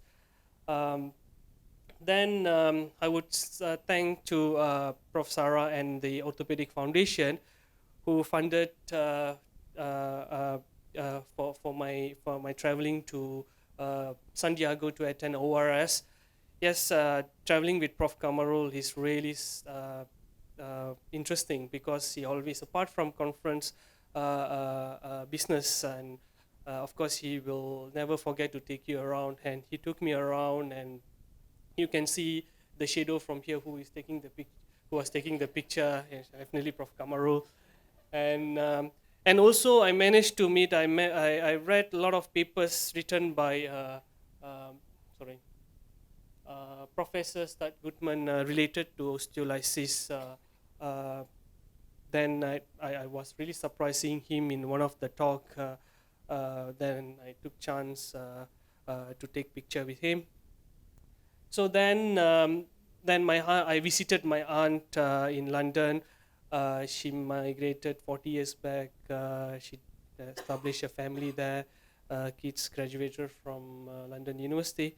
Yes, they took me around for the sightseeing, and yes, I was so surprised seeing a man drawing a Malaysian flag at the pavement of Trafalgar Square, and I just gave him £5 because I was so excited seeing our Malaysian the flag there. And I took some picture with my aunt, and also with this London Bridge. Initially I thought it was London Bridge. Actually it's a Tower Bridge, sorry. So then a lovely few visiting with Prof. Simon before before I'm completing my dual PhD, and he gave me a book of like something like a token for me to take back with me. And yes, I successfully submitted my thesis at both continent. Then I passed my first Viva in Liverpool, about 4 hours grill. On the left, a surgeon, orthopedic surgeon from Prof. Simpson from Scotland, and the other side a core scientist, expert in osteolysis. They really rip me apart for 4 hours. Actually, when they started this Viva, then they came inside the room with a teapot and everything. Then I thought, okay, I'm going to be like, I need to get ready to entertain them for the next 3 or 4 hours. So then I successfully passed my Viva, second Viva in UM. Then yes, that's me in Bukit Datos Negeri Sembilan. When I reached, I had really I felt a freedom after I finished my dual PhD, completing all the requirements from both institutes. Then yes, a small celebration before I left. After my Viva, Prof. Simon called me up for a cup of tea with him. Yes, then he, just for fun, he called me doctor, but it's just one doctorate anyway, and or Doctor Square. My friend Jesus, a few friends, although they are from different continent, but never stop to help me out. Actually, I was alone there, and he took me to one of the highest peak in the Liverpool to celebrate my PhD Viva success. And that time I was still in a traumatized moment after 4 hours of grilling, but I still managed to entertain him. So then, yes, I'm very grateful to Prof. Kamarul. He is my guru and my mentor who showed me the path to success, not only about academicians to knowledge me, but also as a friend. He really showed me, a kampung man, how what are the things need to be done to get success in academic and life. Then another meet, my Prof. Simon was really interested in meeting my father. I took my father to Hilton to have tea with Prof. Simon, and they are really grateful. Especially my father was I really love my father because he really helped me a lot in many aspects. Yes. Those days in 1970s, my father used to hang around with the skeleton after his normal working hours, and probably that spirit took me to get expertise in the orthopedics research. And of course, my mother, who looked after my kids, and my mother-in-law while I'm away, I'm really grateful to them. And of course, no words to explain. Although my wife is a busy clinician in A&E HKL, but we never forget to cut a cake for her birthday in clinic. But yes, she was a breadwinner during my 4 years of journey, and yes, I love my wife, yeah, as anyone do. And yes, my kids, and the only the part that I missed was the childhood, the infant stage. I always see them growing up through the Skype. By the time my back, they're already like 5. My son is now 6 years old. My daughter is 5 years old. I love them too. And yes, the first time I came down from Liverpool in the airport, my son actually refused to come back to me. Although I showed my face many times in the Skype, probably he thought, who is this stranger? But managed to mingle with him. Now he's very close with me. All right, then of course I would like to thank the TEG group and all the fellow colleagues, Prof. Murali, Prof. Balaji, not in the picture here, yes, here, and all the other colleagues who really helped me and throughout this 4 years journey. And I would like to thank especially Ruby, who made possible all the paperwork done on time. Otherwise, I might stuck and couldn't manage to send my thesis on time. And yes, I'm attending my graduation. I missed my summer graduation last year, so I'm attending my graduation in July, I'm flying back to Liverpool with my whole family. So my father excited, my wife excited, my kids don't know where we are going actually, but yeah, probably they might be excited with flying. Yes, my next graduation in will be in October. So a little bit about my study. I don't want to go in depth on this. The little contribution, I believe monocyte is the big player in the aseptic loosening of arthroplasty implant. I'm preparing the data for submitting in a big paper. I hope further studies needed to confirm that few important components before come out with my strong statement here. Yes, also I would like to thank especially the in Malaysia the DJR team. Without the DJR team, I wouldn't be able to submit my thesis. Of course, the samples all from here and Liverpool. Prof. Azahar, yes, the moment I entered the clinic, he never forget to say, oh, there is one aseptic loosening, you should go and look for it. And also Prof. Azlina, whenever I'm in OT, he never forget to give me the synovial sample. And also Dr. Chan, also I spend most of the time Dr. Chan during the Sunday consenting patient round. Yes, while educating the MOs, and also he helped me on recruiting patients, and also Mr. Sofyan and the colleagues who helped me to organize patient recruitment. And Balkis, of course, helped me on the HNE tissue staining and all that. And also Prof. Azura. Without grant funding from, I wouldn't be able to complete my thesis as well. I'm grateful to everyone. Thank you very much, everyone. So, of course, I would like to thank the Board of Trustees of Orthopedic Foundation who given me a funding to go for a traveling fund to go to San Diego and to experience the scientific committee in US. And finally, monocyte, beside its role in DGR, I believe monocyte plays an important role in oncology, osteosarcoma. That's why I approached Prof. Vivek. I don't know Prof. Vivek is around or not. The other day to talk about monocyte role in osteosarcoma. I believe we could extend this collaboration. Next person I haven't approached Prof. Kwan. Probably I will do one day to envisage the monocyte role in scoliosis or in spine surgery. Anyway, that's all about my talk today. Thank you very much.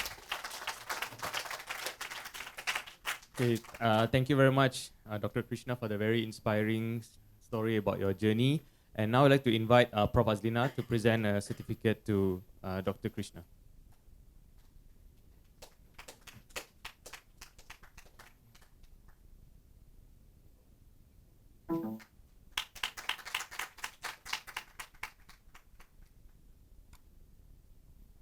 Okay, so now is the time we have been waiting for. So the time has finally come. No, not yet. It's time for the epic performance by our Noceral singers, the mini choir. Okay, they have practiced tirelessly, okay, created some thunderstorms in the process. But yeah, finally they sound so angelic. So they have prepared 2 special songs to sing, and I'll ask Prof. Sarah to just introduce the song slightly. Okay, I think last year just after the elections, we sang Sejahtera Malaysia. So everyone was riding high on this wonderful feeling that your vote counts. And so this year, I hope we can recreate that feeling and to move forward. Rewrite the stars. We thought that our graduates, all of them, have rewritten the stars for themselves and for the rest of us, for the country. So this is for all of you. Is that good enough?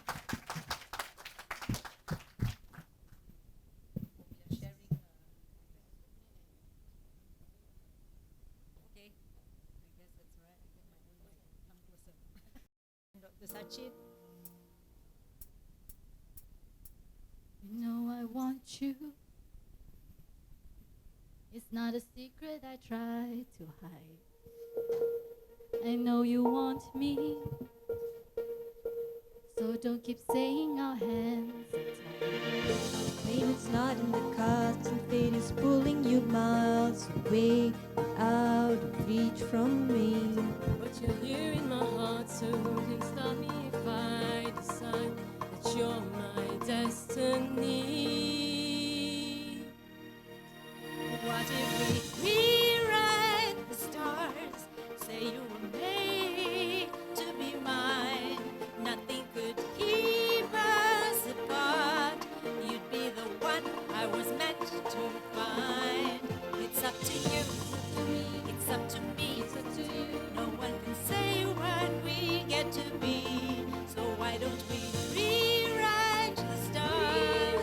Maybe the world could be ours tonight.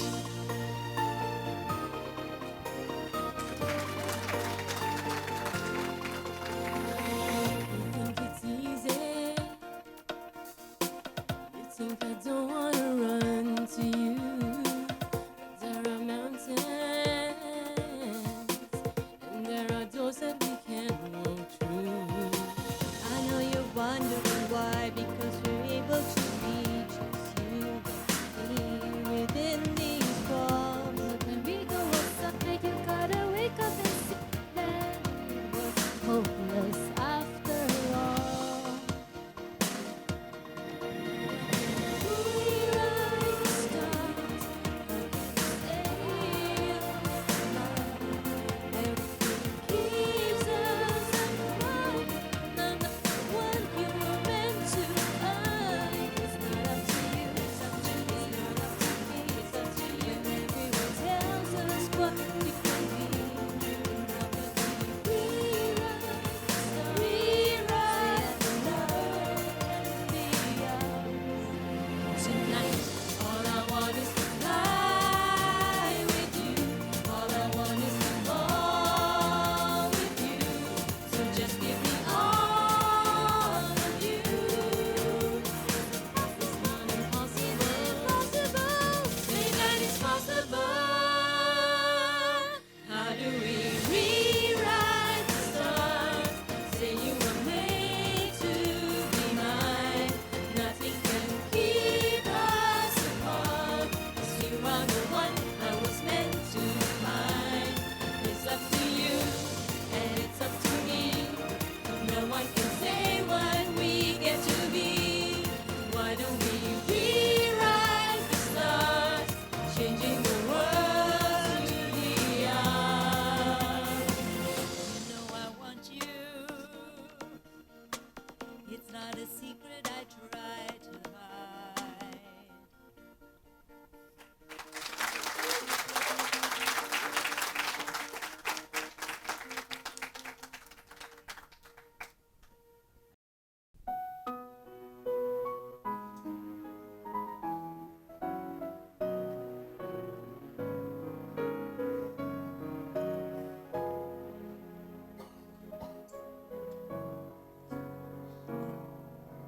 Puji dan syukur pada Ilahi. Anugerahnya tiada terhingga.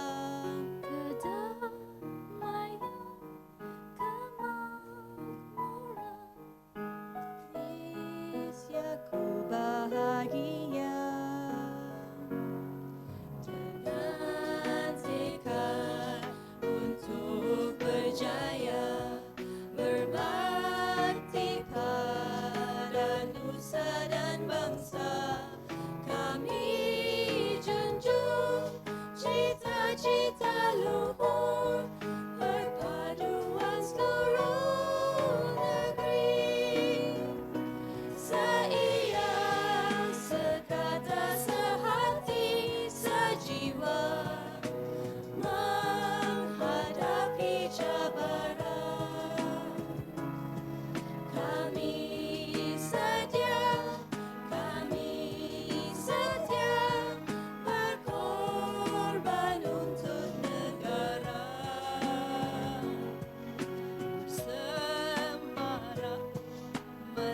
Indonesia tercinta, kibarkan panji kebesarannya. Kami rela menjaga namamu, sejahtera Malaysia.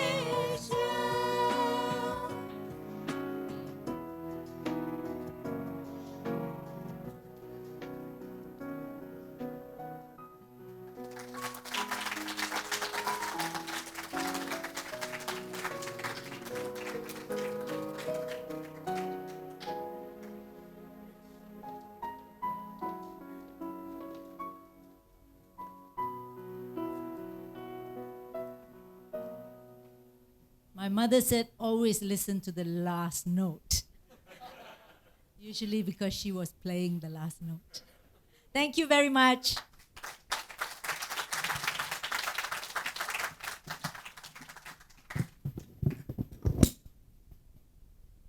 So now we'd like to invite Prof. Azlina to present a token of appreciation for their excellent performance.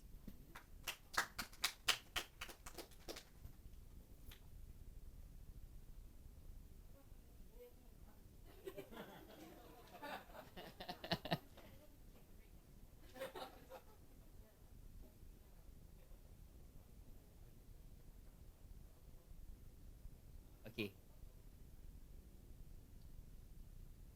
Okay. Okay, now it's Prof. Sarah's turn to present a token of appreciation to Prof. Azlina. Thank you, Prof. Azlina, for gracing our Noceral Day today.